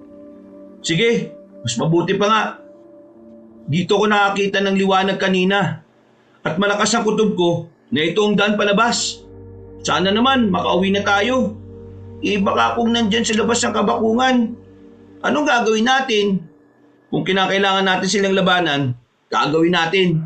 Hindi tayo papayag na ang mga katulad nila maghahari dito sa mundo. Kung ganun, sige, paala na. Basta ang importante, makakauwi tayo. Sigurado na nag-aalala si nanay at tatay sa atin Basta, kahit na anong mangyari, huwag tayo magpapatalo sa mga aswang na yan. Napatango na lang si Iggy kay Diego. Noon din, nagpa siya ang dalawa na lumabas sa kuweba kung saan sila nakulong. Pagkalabas nila roon, napalunok ng laway niya ang binata nang mapansin ang kakaibang aura ng lugar. May mga punong nakatayo, pero mga patay na. Wala ring damot ang lupa ay halatang tigang na. Natigilan sila sa tapat ng kuweba habang iginagala ang paningin nila. Walang ano-ano, nakarinig sila ng mga pagkaluskos. Sinipat nila ang paligid at nakita nila ang napakaraming malabayawak na aswang na nakahandang umatake sa kanila. Kuya, napansin mo ba? Parang hindi sila nauubos ah. Ano kaya sikreto nila? Hindi ko alam. Siguro marami lang talagang mga ganyang uri ng aswang dito. Iba ang lupain ito sa kalupaang nasa atin. Baka nga nasa kabilang bahagi tayo ng mundo eh. Nasa mundo ng mga patay na tayo, kuya? Hindi. Marahil nasa mundo tayo ng kabakungan. Kaya kailangan natin maging alerto. Hindi natin alam kung ano o sino ang kalaban natin eh. Hindi rin natin alam kung ano ang kanyang kakayahan. Kuya, mukhang mapagapag na sila at papunta dito sa atin. Anong gagawin natin? Kailangan madali natin ang laban sa kanila. Kapag naging paligoy-ligoy tayo, baka may iba pang dumating. Balwarte nila to eh. At siguradong marami pang nakaabang sa atin. Sigurado na ikinulong tayo para kung lalabas man tayo, dito tayo pupunta. Ibig mo sabihin, kuya, sinadya nila sa kuweba tayo ikulong? Oo, para hindi madaling mahalata. Baka sila nga rin yung gumawa ng kuwebe eh. O kung hindi man, baka yun din ang lagusan ng mga taong bayawak papunta sa gubat. Malapit na rin sa atin ng mga aswang, Kuya Diego. Mukhang mas mabagsik sila kaysa sa mga naunang nakalaban natin. Huwag kang panghinaan ng loob. Kaya natin ang mga yan. Tandaan mo, Ige, kahit na anong mangyari, uuwi tayo ng buhay. Oo, kuya. Tatandaan ko yan. Nang malapit na sa kanila ang mga aswang, napalig sina Diego sa suot niyang anting-anting. Dumakot din sila ng alikabok at ipinahid sa talim ng itak nila. Saktong pagkatapos nilang gawin yon, nakalapit na sa kanila ang malabayawak na nilalang. Nasa kalagitnaan na sila ng pakikipaglaban ng muling lumindol. Parehong natigilan ang magkapatid nang mapatitig sila sa hindi kalayuan. Nagkaroon ng bitak ng lupa at mula roon, lumabas ang isang nilalang na napakaraming bukol sa katawan. Kulay abo ang mahabang buhok. Nakausli ang pangil at nagbabaga ang mga mata. Nakalutang siya sa ere habang nakatitig sa kawalan. Mukhang yan na yung kabakungan.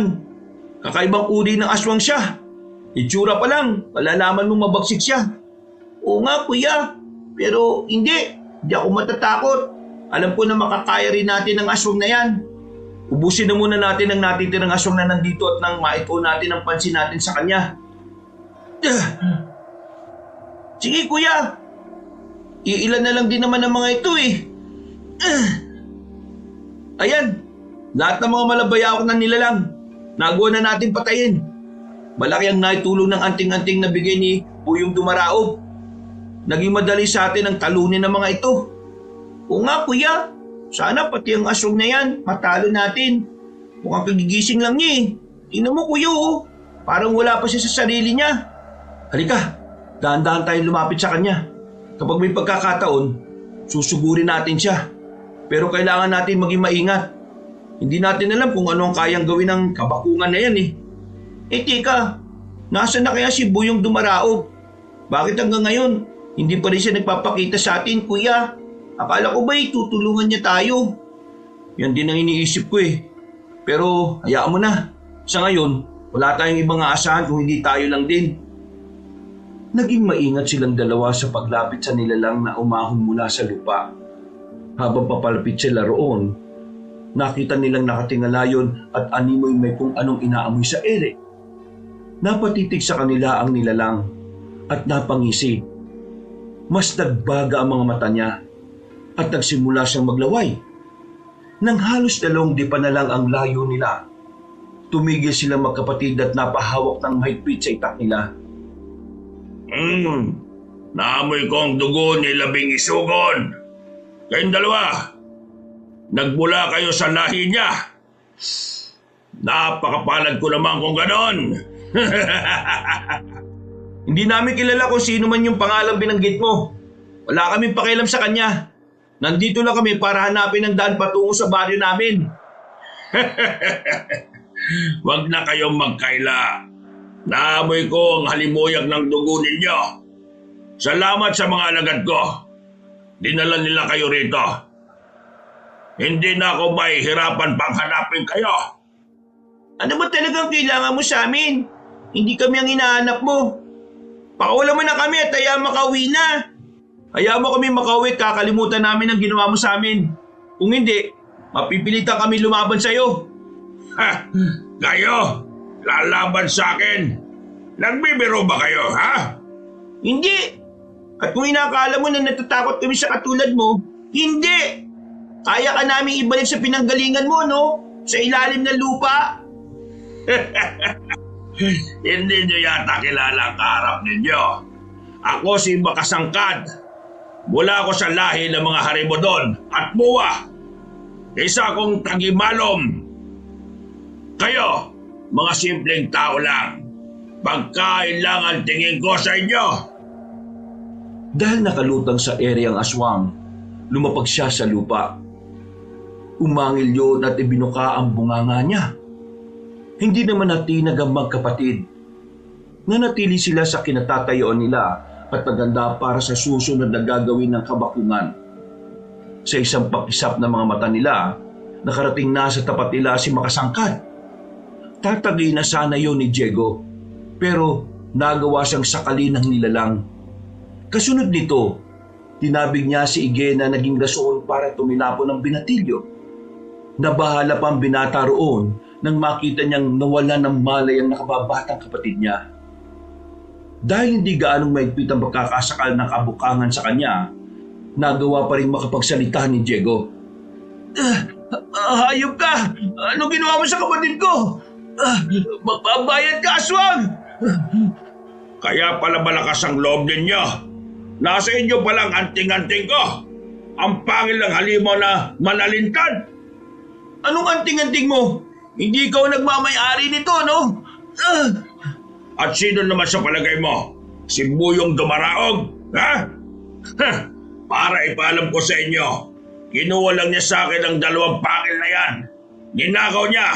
At ako ang totoong nagmamay-ari niyan. Sige, kung totoong ikaw nagmamay-ari nito, kunin mo sa amin ni Ige. Yan ay kung makakaya mo. Pakawalan mo ako. At tingnan natin kung talagang karapat-dapat ka rito. Hindi ako tanga para gawin yan. Papatay ko kayong 2 para malaya kung kunin ang bagay na dapat para sa akin. Yan ay kung hayaan kita. Kapag dumating dito si Buyong Dumaraog, ikaw ang papatayin niya. Papatayin? Kung talagang kaya niyang gawin yan, matagal niya na sanang ginawa. Pero mahina siya. Naisan lang niya ako. Kaya nakuha niyang 2 anting-anting ko. Dahil nakatitig sa mukha ni Diego ang aswang, nagkaroon ng pagkakataon ng binata para iangat ang paa niya. Nagmagawa na niya ito, walang pagdadalawang isip niyang tinadyakan sa dibdib ang nilalang. Hindi inaasahan ni Makasangkad na gagawin yun ng binata. Nakawala si Diego mula sa pagkakasakal niya. Pagkabagsak sa lupa ng binata, agad niyang dinampot ang itak niya. Lalapitan pa sana niya si Makasangkad pero lumundag ang kabakungan papunta kay Ige. Dahil dito, patakbong lumapit doon si Diego at buong lakas na tinaga si Makasangkad sa likod. Napaangil ang nilalang at agad na napasapo sa likod niya. Nakakatawang binata. Ano akala mo sa akin? Mapapatay mo gamit ang itak na yan? Nagkakamali ka! Umalis ka sa tabi ng kapatid ko. Tayong 2 maglaban. Huwag kang maging duwag, Makasangkad. Talagang hinahamon mo ako, ha? Sige, pagbibigyan kita. Pero bago kita harapin, hayaan mo muna akong patayin ang kapatid mong ito. Kuya, tulong. Hindi ako makahinga at makapagsalita dahil sa pagkakasakal niya sa akin. Hindi mo talaga titigilan si Ige, ha? Sige, tingnan natin kung saan ka dadalhin ang ipinagmamalaki mong kapangyarihan. Noon din, sinakyan ni Diego ang likod ng aswang habang sinasakal niya ito at inilapat ang talim ng itak niya sa lalamunan ng nilalang. Napatawa ang kabakungan, kaya mas idinin pa niya ang itak niya. Napailing ang binata nang mapagtanto niyang hindi man lang natitinag si Makasangkad. Sa hindi niya inaasahang pagkakataon, ibiniti ng nilalang si Ige at siya na may hinawakan ito sa buhok at ibinagsak sa lupa. Matapos yun, sinakal din siya ng aswang at kagaya ni Ige, ibinitin din siya nito sa ere. Kahit anong anting-anting pa ang suot nyo, baliwala yan sa tulad ko. Masyado kayong mahina kung ikukumpara sa taglay kong lakas. Wala mo kami! Demonyo ang aswang ka! Lagot ka kay Buyong Dumaraog kapag dumating siya! Sigurado ko na may babalik ka ng diwatang sa ukay kung saan ka nanggaling! Magiging madali na sa akin na talunin siya kapag nakuha ko na ang dugo sa kapuso't atay ninyo. Mga kalahi ng labing isugon! Yan ay kung magagawa mo. Pakawalan mo kami at malalaman natin kung karapat-dapat ka sa anting-anting na ito. Pati na sa dugo namin. Mamaya na. Sa ngayon, paglalaroan ko na muna kayong dalawa. Susukatin natin ang kakayahan at bertud ng suot ninyong pangil ng manalintad. Kapag napatay ko kayo, magiging akin ulit yan. Hindi kami papayag. Hindi ang tulad mo ang dapat na magmay-ari nito. At sinong nararapat? Kayo? Nagpumiglas ang magkapatid, pero kahit na anong gawin nila, hindi nila magawa na makapalag sa pagkakasakal ng nilalang. Sa hindi inaasahan, ibinalibag ng kabakungan sina Diego at Ige. Pagkatilapon nila, lumundag ulit ang aswang at ibinalibag sila sa ikalawang beses. Napaungol ang magkapatid at dahil may kalakasan ang ginawa ni Makasangkad, malayo ang kinabagsakan nila. Ramdam ni na Ige at Diego ang pananakit ng katawan. Pero kahit isang galos ay wala silang natamo. Tatayo sana sila para salubungin si Makasangkad, ngunit may mga lumitaw na ugat mula sa lupa at nilingkis noon ang buong katawan nila. Napangising aswang nang makita niya ang sitwasyon ni na Diego. Noon din, lumundag siya patungo sa dalawa. Akala ba ninyo, makakaya nyo ang kapangyarihan ko? Kulang pa kayong dalawa. Parang palamuti lang pala ninyo ang pangil ng manalintad eh. Kahit na ano pang sabihin mo, mahina ka pa rin. Umaasa ka lang sa kapangyarihang itim mo. Pero kung pisikal na lakas, wala ka naman eh. Ganyan na nga ang sitwasyon ninyo. Nag-aangas-angasan pa kayo. Wala naman kayo may pagmamalaki ah. Kahit ang ama ninyo, napatay na ng mga alagad ko. Anong sabi mo? Ulitin mo nga sinabi mo. Pinatay niyo si tatay. Oo. Hindi ko naman siya magagaya kung hindi naman siya napatay eh. Ano? Galit na ba kayo niyan? Sige, magpumiglas kayo. Ayop ka! Kami lang ang kailangan mo! Pero bakit mo dinamay si tatay? Magbabayad ka sa ginawa mo! Rico! Kuya, ang sakit! Tignan niyo ang sarili ninyo. Konting pigalang ng mga ugat para kayo mga dagang naipit. Sige, mas magagandahin natin ang laro. Ikinumpas ni Makasangkay ang kamay niya at sa isang pakisap ng mga mata ng magkapatid, binalot ang kulay itim na liwanag ang kanilang katawan. Habang tumatagal sila sa ganong sitwasyon, naramdaman nila ang unti-unti nilang panghihina. Nang mapansin ni Diego na umiinit ang suot nilang anting-anting, hindi siya nawala ng pag-asa. Sinikap niyang magpumiglas, pero mas naging mabilis ang paghigop ng lakas niya. Napalingon pa siya kay Ige at nabahala nang makita niyang nawala na ng malay ang kapatid niya. Noon din, napansin niyang nagdidilim na rin ang paningin niya. Bago rin siya nawala ng uliran, may nakita siyang nakasisilaw na liwanag na lumitaw sa bandang likuran ni Makasangkad. Hindi niya alam kung ilang minuto o oras siyang nawala ng malay. Nagising na lang siya na maluwag na ang pagkakalingkis ng mga ugat sa katawan nila. Ige, pwede na tayong makaalis sa sitwasyong ito. Hindi na masikip ang pagkakapulupot ng mga ugat sa atin. Wala na rin ang maitim na liwanag na bumalot sa atin kanina. Oo nga kuya. Sige, talagan na natin ang sarili natin. Teka, tinan mo si Makasangkad. May kalaban siya. Si Buyong Dumaraog yan. Hindi niya tayo binigo, Ige. Nandito siya. Siguradong ililigtas niya tayo. Makakauwi na tayo sa bahay natin. Kuya, totoo kayang sinabi ni Kabakungan sa atin? Patay na raw si Tatay Armando. Hindi totoo yan. Hindi ako naniniwalang patay na siya. Baka sinabi lang ng aswang yun para panghinaan tayo ng loob. Sa bagay kuya, posible rin naman yung sinabi mong yan. Ige, parang kailangan ni Buyong Dumaraog ang tulong natin ah. Dito ka lang, pupuntahan ko sila. At ang matulungan ko ang Diwata. Kailangan matalo si Makasangkad para wala nang maging banta sa atin. Tutulong rin ako kuya. Baka kailangan niya ng dagdag na kakampi. Huwag na, baka kumapano ka pa eh. Kailangan ligtas tayo makaalis dito. Ako lang ang tutulong kay Buyong Dumaraog. Hindi na pinakinggan pa ni Diego ang sinabi ng nakababatang kapatid niya.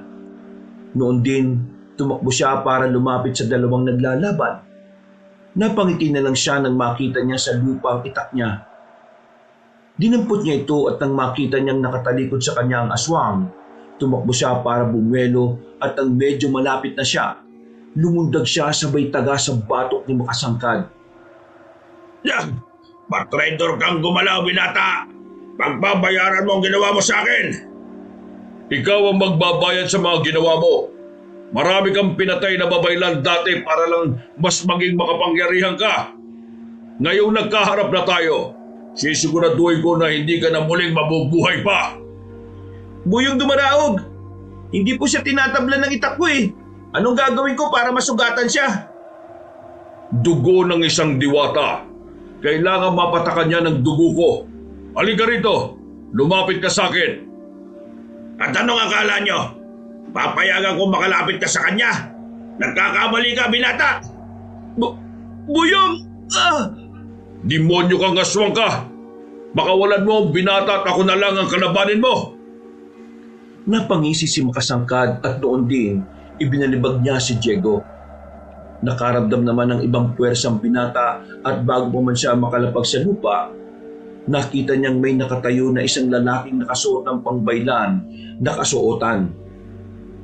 Napalunok siya ng laway nang makita niyang sumenyas yun na animoy binabasbasan silang dalawa ni Ige.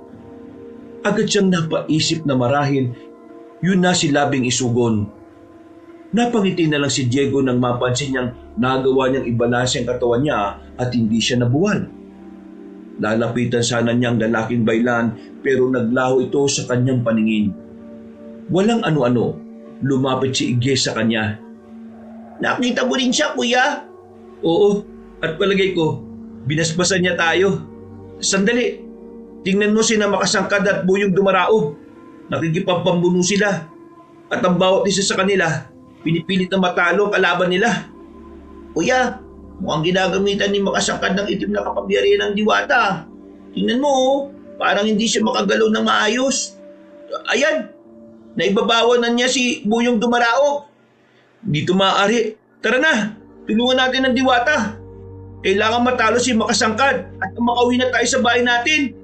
Sige, ngayon tutulong na rin ako para matapos na to. Patakbong umatake ang magkapatid sa aswang.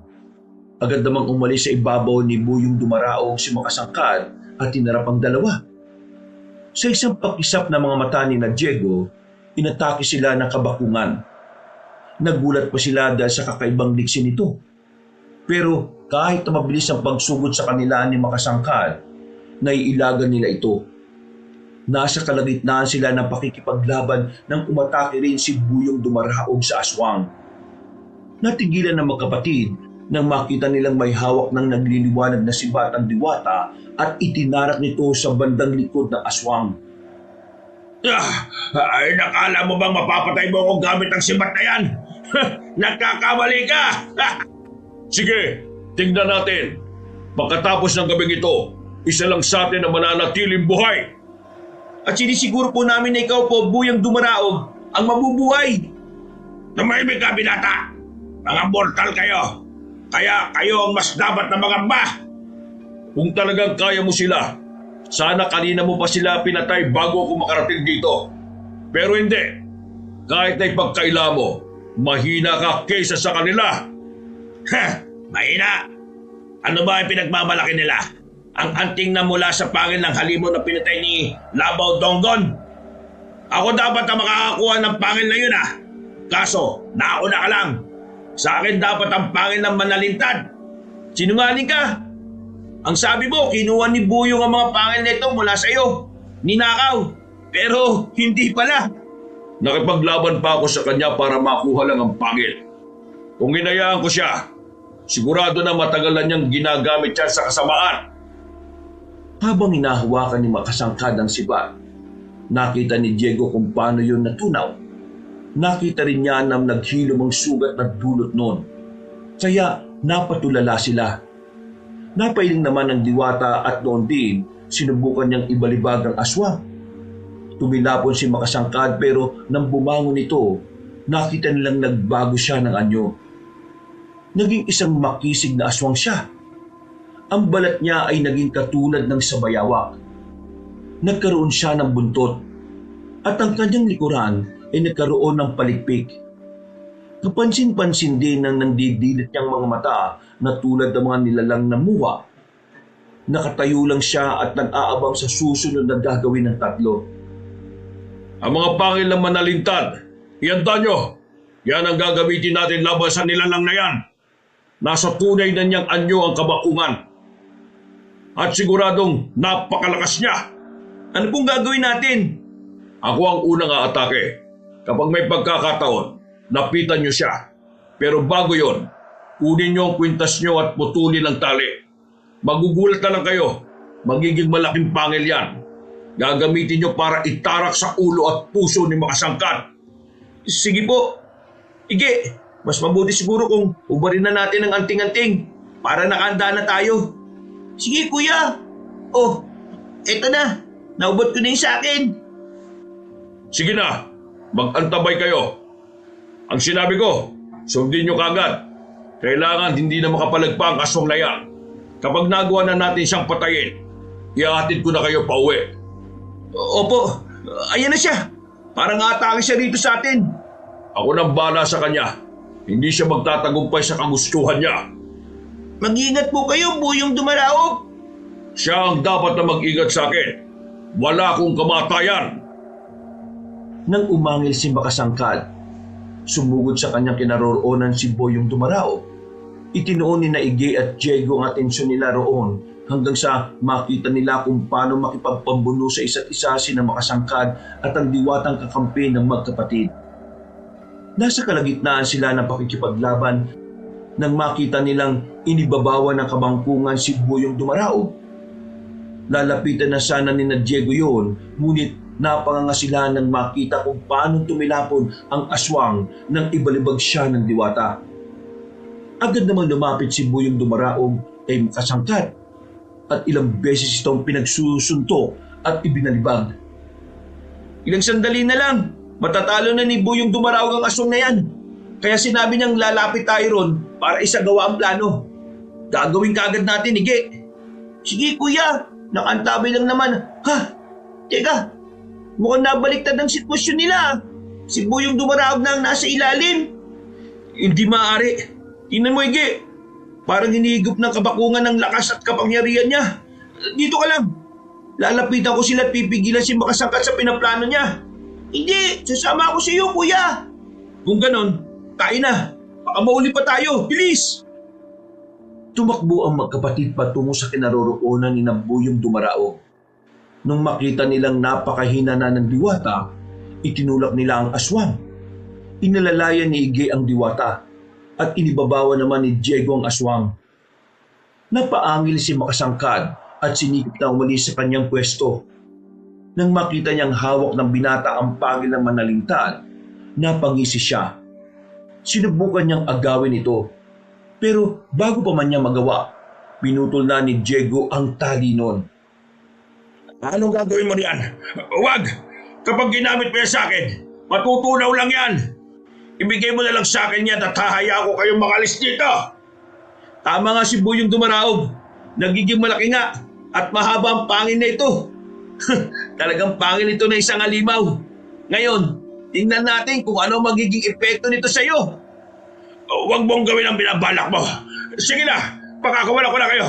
Huwag mo lang akong papatayin. Hindi. Ang babayaran mo ginawa mo kay Itay. Isa pa, may pagkakataon na kami para patayin ka at hindi namin yung sasayangin. Sige na, Diego. Ige, gamitin na ninyo ang pangil na yan. Patayin na ninyo ang kabakuhan. Sige po, ito na. Binutol ko na rin yung tali nito. Napakaangas nito. Ayun na po, lumaki na yung pangil at halos isang dipa ko ng haba nito. Sige, Ige. Ikaw ang bahala sa ulo ng aswang at itatara ko naman to sa dibdib niya. Tutulungan kita, Ige. Siguradong mahirapan kang itarak yan sa ulo niya. Inakala ba ninyo na magiging madali ang lahat? Nagkakamali kayo! Ikinumpas ni Masangkad ang kamay niya at binalot ang paligid nila ng kulay itim na usok. Hindi nila alam ang gagawin at nang malanghap nila yon, unti-unti silang nanghina. Dahil dito, hinubad ni Buyong Dumarawag ang damit niya at itinapon yun sa ere. Napangangan na lang ang magkapatid nang makita kung paano higupin ang damit na yun ng maitim na usok. Nagtaka pa si Diego kung bakit hindi na gumagalaw si Makasangkad. At nang tingnan niya ito, napamura siya nang mapagtantong nakatakas na ito. Nandito lang siya sa paligid. Ramdam kong hindi pa siya nakakalayo. Huwag kayo malilingat. Ano mang sandali, aatake siya sa atin. Sige po. Ige, hawak mo na mabuti ang pangil ha. Kapag sumugod siya sa atin, isasalubong natin to sa kanya. Tingnan niyo ang bandang silangan. May gumagalaw ron. Sigurado na siya yan. Sandali lang at pupuntahan ko yan. Malakas ang kutob ko na siya yan eh. Mag-iingat kayo, Buyong Dumaraog. Huwag kayo mag-alala. Hindi niya ako mapapansin kagad. Basta, huwag niyong iwawala ang titig niyo dyan. Sige po, pag-aantabay na lang kami. At kung kailangan niyo ng tulong, susugod kami kagad. Noon din, mabilis na lumapit si Buyong Dumaraog sa bahagi kung saan niya naaninag ang nilalang na gumagalaw. Nang nandun na siya, nakarinig si Diego ng sunod-sunod na pag-angit. Agad nilang naisip na baka nasa alanganing sitwasyon ng diwata. Pero nang makita nilang tumilapon si Makasangkad, pareho silang napangiti. Bago pa man makatayo ang aswang, nilapitan na siya ni Buyong Dumaraog at buong lakas na tinadyakan sa tiyan. Ikinumpas ng diwata ang kamay niya at nang itinuro niya si Makasangkad, napahiyaw ng malakas ang nilalang. Mukhang malapit na matalo ang aswang. Tayo na at kailangan ng tuluyang mapatay ang nilalang na yan. Ang pangil naman na lintad. Ako na ang bahalang umawak, Ige. Ito, Kuya Diego. Tara na. At baka kailangan na tayo ni Buyong Dumaraog. Talagang kailangan niya tayo. Tingnan mo oh, sumisenyas na siyang lumapit tayo ron. Katapusan na ng aswang na yan. Hindi ako papayag na makatakas pa siya. Diego, Ige, lumapit pa kayo rito. Alam na ninyo ang gagawin nyo sa nilalang na nasa ilalim ko. Opo, Buyong Dumaraog. Hawak ko ng dalawang pangil. Huwag niyong ituloy. Kahit ano gagawin ko, huwag lang ninyo akong patayin. Sige, aalis na ako sa lugar na ito at pupunta sa pinakamalayong bundok. Hayaan niyo lang ako mabuhay. Hindi. Sige, lumabang ka, Makasangkad. Magpumiglas ka na at nang makalis ka sa ilalim ko. Lumabang ka sa akin. Alam ko ang plano ninyo. Kapag lalaban ako, mas mamadali ninyo ang kamatayan ko. Hindi pwede. Pakawalan niyo ako at papayag akong alipinin ninyo. Huwag mo kaming lokohin. Kung talagang ayaw mong lumaban, pwes, mas pahihirapan pa kita. Ikinumpas ni Buyong Dumaraog ang kamay niya saka siya dumakot ng alikabok. Isinaboy niya yon sa katawan ng aswang. At makalipas lang ang ilang sandali, namangha sila Diego nang makitang naging maliliit na insekto ang mga alikabok. Pumasok ang mga yon sa balat ni Makasangkad, kaya nagsimula na siyang magwala habang umuungol. Napangisin naman ang diwata at sinabi na hintayin na lang nilang ang aswang na mismo ang sumuko, saka magmakaawang patayin na lang. Ilang sandali lang, kakainin ng mga alikabok na yan ang laman mo.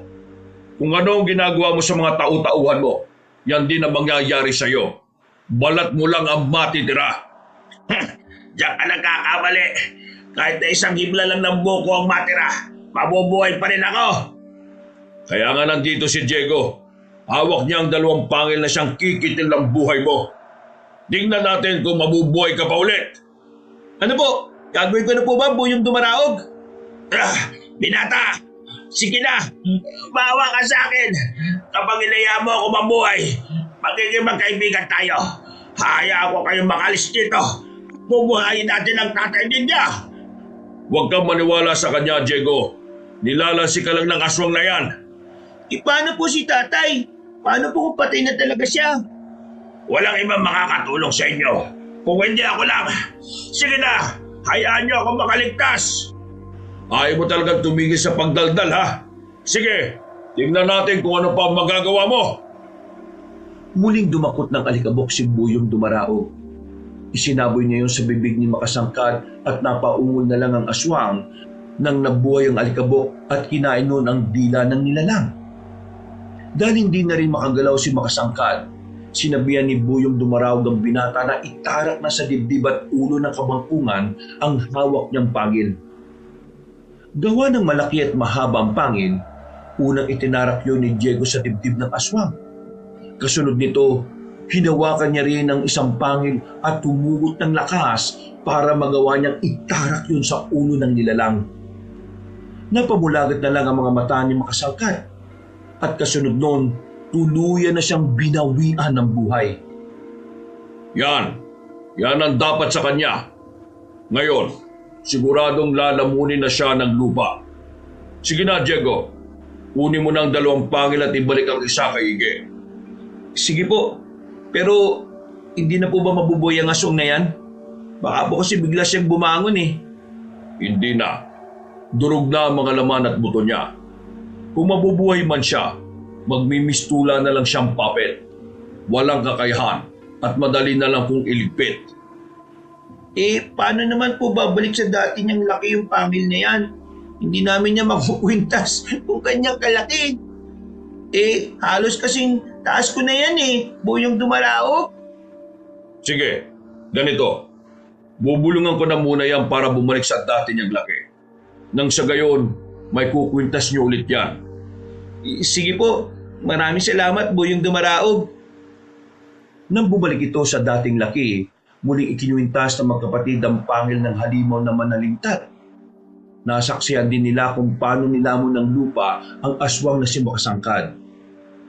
Napatulala na lang sila roon dahil wala man lang kahit na bahid ng dugo sa lupa kung saan ito lumubog. Noon din, nagpasya silang 3 na lumabas na sa lugar na yun. Mabuti na lang talaga, natalo natin ang aswang na yun. Ang buong akala ko matatagalan tayo makalis sa lugar na ito Kaya nga, akala ko din, habang buhay na tayo sa loob ng kuweba, mabuti na lang talaga. Nakipagsapalaran tayo, tinanap ang lagusan, kuya. Ang sabihin niyo, malakas ang loob niyong magkapatid. Kung naging mahina kayo, sigurado na nakain na kayo ng mga aswang na yon.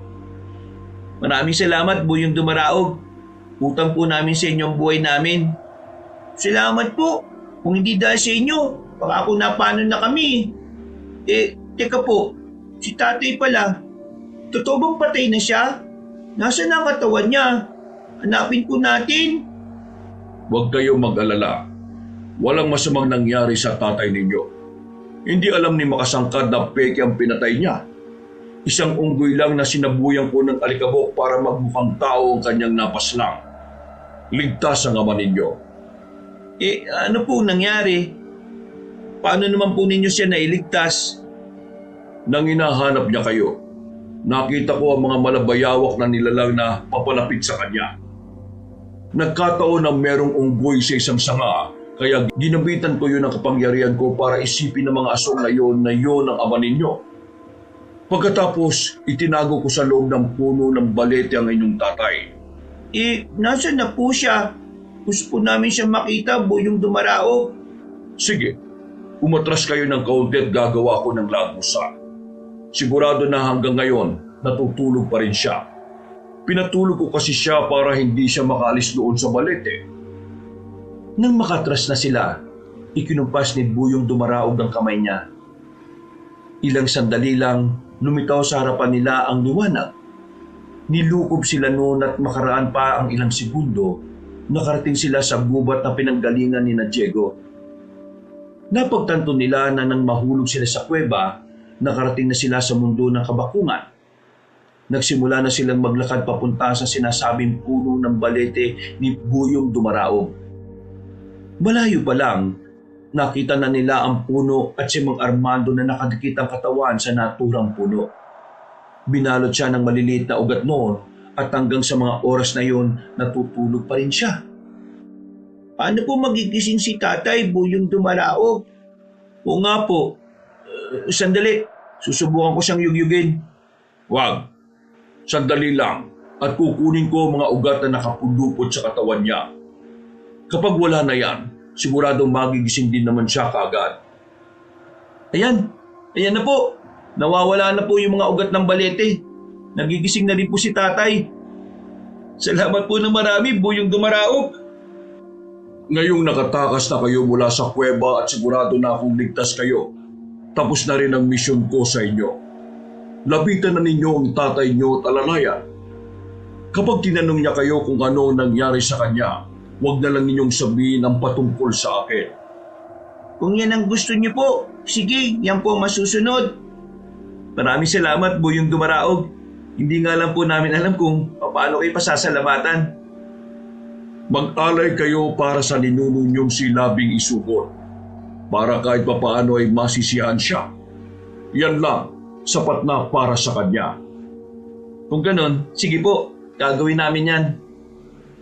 Saktong pagkatitig ni Mang Armando sa kanilang direksyon, naglaho na rin si Buyong Dumaraog. Minabuti ng magkapatid na alalayan ng kanilang ama na animoy hindi alam kung ano ang nangyari. Nagtanong pa siya kung saan sila at kung nasaan ang nanay nila. Alam ni Diego na walang masyadong maalala ang tatay nila dahil sa nangyari. Kaya ipinaliwanag nila ang lahat. Diyos ko, mabuti't hindi kayo napahabak. Tama, naalala ko na. Ang huling natatandaan ko may papasugod sa akin ng mga malabayawak na nilalang. Mga tauhan po sila ng aswang ng kabakungan. Mabuti na nga lang po at nakaligtas kami. Nahulog po kami at aksidenteng nakulong sa kuwebe. Salamat naman sa Diyos at walang masamang nangyari sa inyo. Hindi ko alam kung anong gagawin ko kung may masamang nangyari. Maswerte nga lang po kasi kami. May tumulong sa amin. Alam niyo, Itay, hindi ka maniniwalang tinulungan kami ng isang... Bakit bigla ka natigilan, Ige? May itinatago ba kayo sa akin? May diwata po kasing tumulong sa amin, Tay. Lalaki po siya. At ayon sa kanya, gabay raw po siya ng isang ninuno natin na nagngangalang Labing Isugon. Labing Isugon? Teka, pamilyar nga sa akin ang pangalan na yan Kung hindi ako nagkakamali, nabanggit yan dati ng lolo ko sa akin. Ayon sa kanya, lolo raw niya yon. Isa raw po siyang babay lang manunugis ng aswang, Itay. Base sa kwento ni lolo, oo. Pero matagal ng panahon yun Hindi ko na nga siya naabutan siya nga pala. Ano nga ang pangalan ng diwata? At anong sinabi niya bago siya umalis? Buyong Dumaraog po. At ang sabi niya po, Itay, mag-alay po tayo para sa kaluluwa ni Labing Isugon. Yun lang po at magiging masaya na siya. Sigurado ba kayo na yan lang ang habilin niya? Opo, Itay. Kung ganon, ayun na. Umuwi na tayo sa bahay natin. Sigurado nag-aalala na ng sobrang nanay ninyo. Hindi ko na alam kung ilang araw tayong hindi nakauwi. Basta pagdating natin sa bahay, mag-aalay kaagad tayo. Kailangang magpasalamat tayo sa ninuno natin yon. Pati na kay Buyong Dumaraog. Napatango na lang ang magkapatid. Noon din, naglakad silang tatlo pa uwi. Hindi na hinanap pa ni Mang Armando ang sibat niya. At inisip na lang niya na namatay na ang bayawak na sinibat niya noon. Habang naglalakad, Nagkwento ang tatay ni na Diego patungkol sa naging panaginip niya. Namangha naman ang magkapatid dahil kung ano ang naging bungang tulog ng tatay niya ay siya rin mismong nangyari sa kanilang dalawa. Pagdating nila sa bahay nila, naabutan nila si Aling Loleng na umiiyak habang nakaupo sa tapat ng pintuan nila. Loleng, nandito na kami ng mga bata. Huwag ka nang umiyak. Pasensya ka na at hindi kami nakauwi kagad. Napakahabang kwento. Diyos ko, Armando, nandito na nga kayo. Teka, hindi ba ako pinaglalaruan ng paningin ko, Armando? Totoo ba kayo? Oo, Loleng. Kami nga ito. Hindi ka pinaglalaruan ng paningin mo. Ang akala ko kasi kung ano nang nangyari sa inyo. Akala ko'y patay na kayo. Huwag na po kayo umiyak, Nay. Nandito na kaming tatlo. Walang masamang nangyari sa amin. Tama na po yan. Alam naman ninyo na hindi ko kaya kung may hindi magandang mangyayari sa inyo. Hindi ko alam kung anong gagawin ko. Wala na nga akong gana kumain at hindi pa ako makatulog. Sinubukan kong manghingi ng tulong pero bigo ang mga taga rito na mahanap kayo. Sige na, tumahan ka na. Halika na sa loob ng bahay natin. Mga anak, pumasok na kayo at nang makapagpahinga tayo saglit. Sige po, Tay. Ige, tara na. Mag-aali pa tayo mamaya bilang pasasalamat. Sige, Kuya Diego. Teka, ano ba nangyari sa inyo? Bakit ilang araw kayong nawala? At nang makabalik kayo rito parang mga pagod kayo. Ay, nako. Ganito kasi nangyari, Lole. Isinalaysay ni namang Armando ang naging karanasan nila. Hindi na rin naglihim pa si Diego at idinitalye nila ang nangyari. Nabahala naman ang nanay nila at sinabihan silang huwag ng mangaso. Dagdag pa ni Aling Loleng, baka ikibatay rin niya kapag nalaman niyang may masamang nangyari sa kanyang mag-aama. Kahit labag man sa kalooban ni Mang Armando, nangako siyang hindi na sila mangangaso. Nangamba rin kasi siya sa kaligtasan ng dalawang anak nila. Lalo pa't minsan na silang nakasagupa ng aswang. Basta, hindi na kami mangangaso ulit, promise. Pero, teka, bago ko pala makalimutan, Diego, tulungan mo ako at gagawa tayo ng munting altar sa labas. Magkakatay na rin tayo ng manok para may aalay tayo. Alay naman? Para saan? Para kanino? Para sa isang ninuno namin at sa diwatang gabay niya. Hindi ba nabanggit ko na sa iyo yung dati si Labing Isuton? Gabay niyang diwa ang tumulong kina Diego para makaligtas. Totoo po, Nay. Sa katunayan nga po, may ibinigay siya sa amin ni Ige Pangil daw ng halimaw na manalintad. Manalintad? Teka, hindi ba yun ang halimaw na nasa epe ko? Tama, yun nga. Kung gayon, hindi lamang basta kwento ang lahat.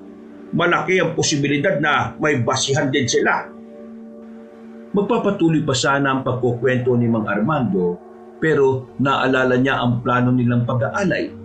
Dahil dito, bumaba sila ni Diego. Inihanda nila ang mga kailangan nila.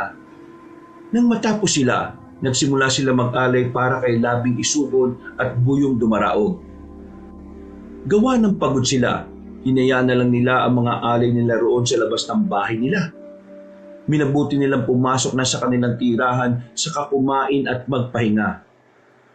Makalipas ang ilang araw, Armando, kanino yung dalawang baka na nakatali sa tapat ng bahay natin? Hindi ko kasi namalaya kung sino nagtali nun Abay, ewan ko. Nagising lang ako na nandyan na yan Mas mabuti siguro kung magtanong-tanong tayo.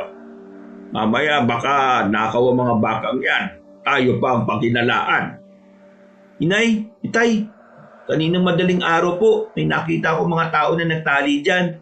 Pero hindi po ako sigurado kung tao po talaga sila Matata sila at tapos sobrang puti nila.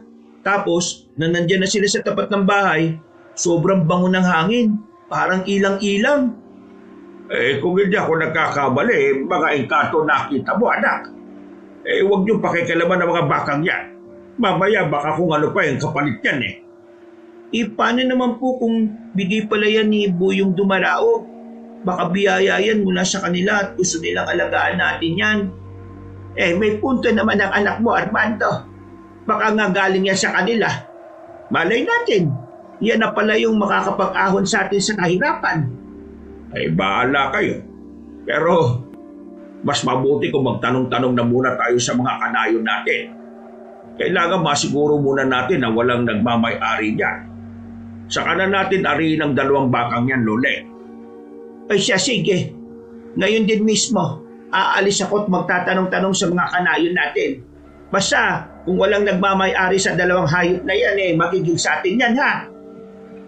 Nang makaalis na si Aling Loleng, bumaba na rin si Mang Armando at ang magkapatid.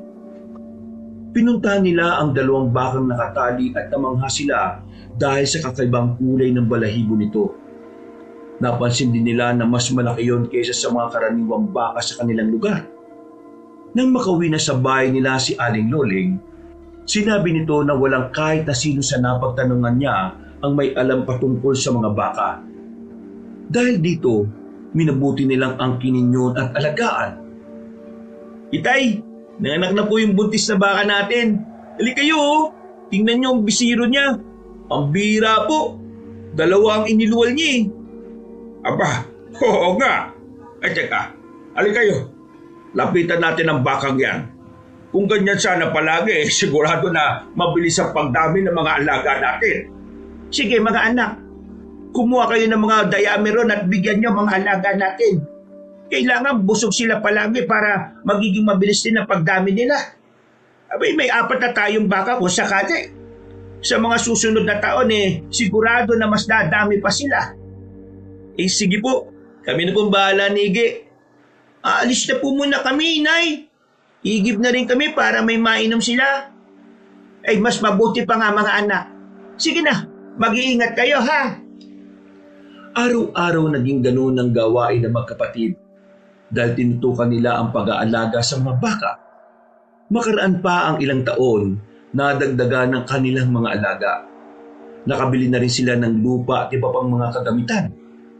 Tuwing magkakaroon ng bagong anak ang kanilang baka, nag-aalay sila sa mga diwata. Alam nilang naging susi sa pag-angat ng kanilang buhay ang pakikipag-ugnayan nila kay Buyong Dumaraog.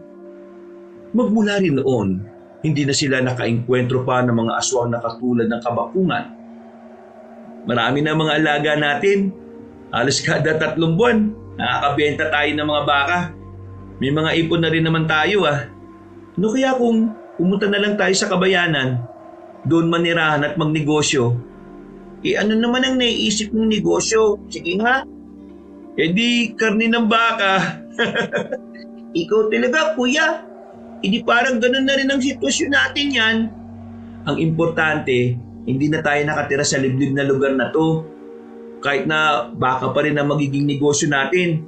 Karne na nga lang.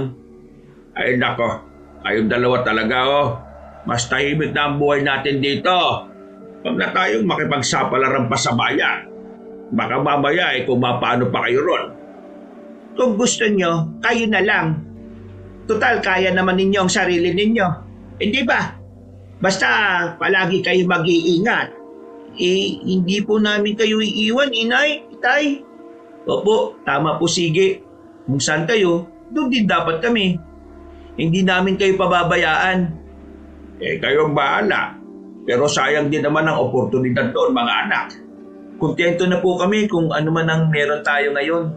Aba, sino nga ba mag-aakala na magiging ganito ang buhay natin, di ba? Dati, kung hindi tayo mga ngaso, wala tayong may ulam. Ngayon, kahit na anong gusto nating ulamin, mabibili na natin. Kaya nga walang hanggan ng pagpapasalamat ko sa mga diwata at tingkatong nagbigay sa atin ng mga baka Dahil sa 2 hayop na yon, kahit papano umangat din ang buhay natin. Oo nga. Basta kahit na anong mangyari, ayaw ko nang bumalik kayo sa pangangaso ha. Hindi ko makakaya kung mawawala kayo sa akin. Kayo ang pinakamahalagang yaman sa buhay ko. At ikamamatay ko kung kukunin kayo sa akin. Huwag na po kayo mag-alala, Nay. Hindi na po namin gagawin yon. At kung gagawin man po namin, sigurado naman kami na wala nang aswang na maghahangad na makuha kami. Patay na si Makasangkad Tama si Diego, Loleng. Basta, pangako, hindi na mauulit ang nangyari. Hindi ko papayagan ng kahit na anong nilalang na kunin ng mga anak natin at ikulong sa kahit saang kuweba. Ha! Dadaan muna sila sa ibabaw ng aking bangkay. Mga kabangers, mga kayanggaw, si Kabanong po uli. Naku, maraming salamat po sa pagsubaybay ng ating kwento. Siya nga pala, pagkatapos po nito, kung medyo nabitin kayo, dumalaw naman kayo sa isa pa nating channel, yung Pamela Clamil. Opo, ako po ang narrator doon as si Lolo Pael. Minsan, ako as Kabanong. Magaganda rin po ang mga kwento doon.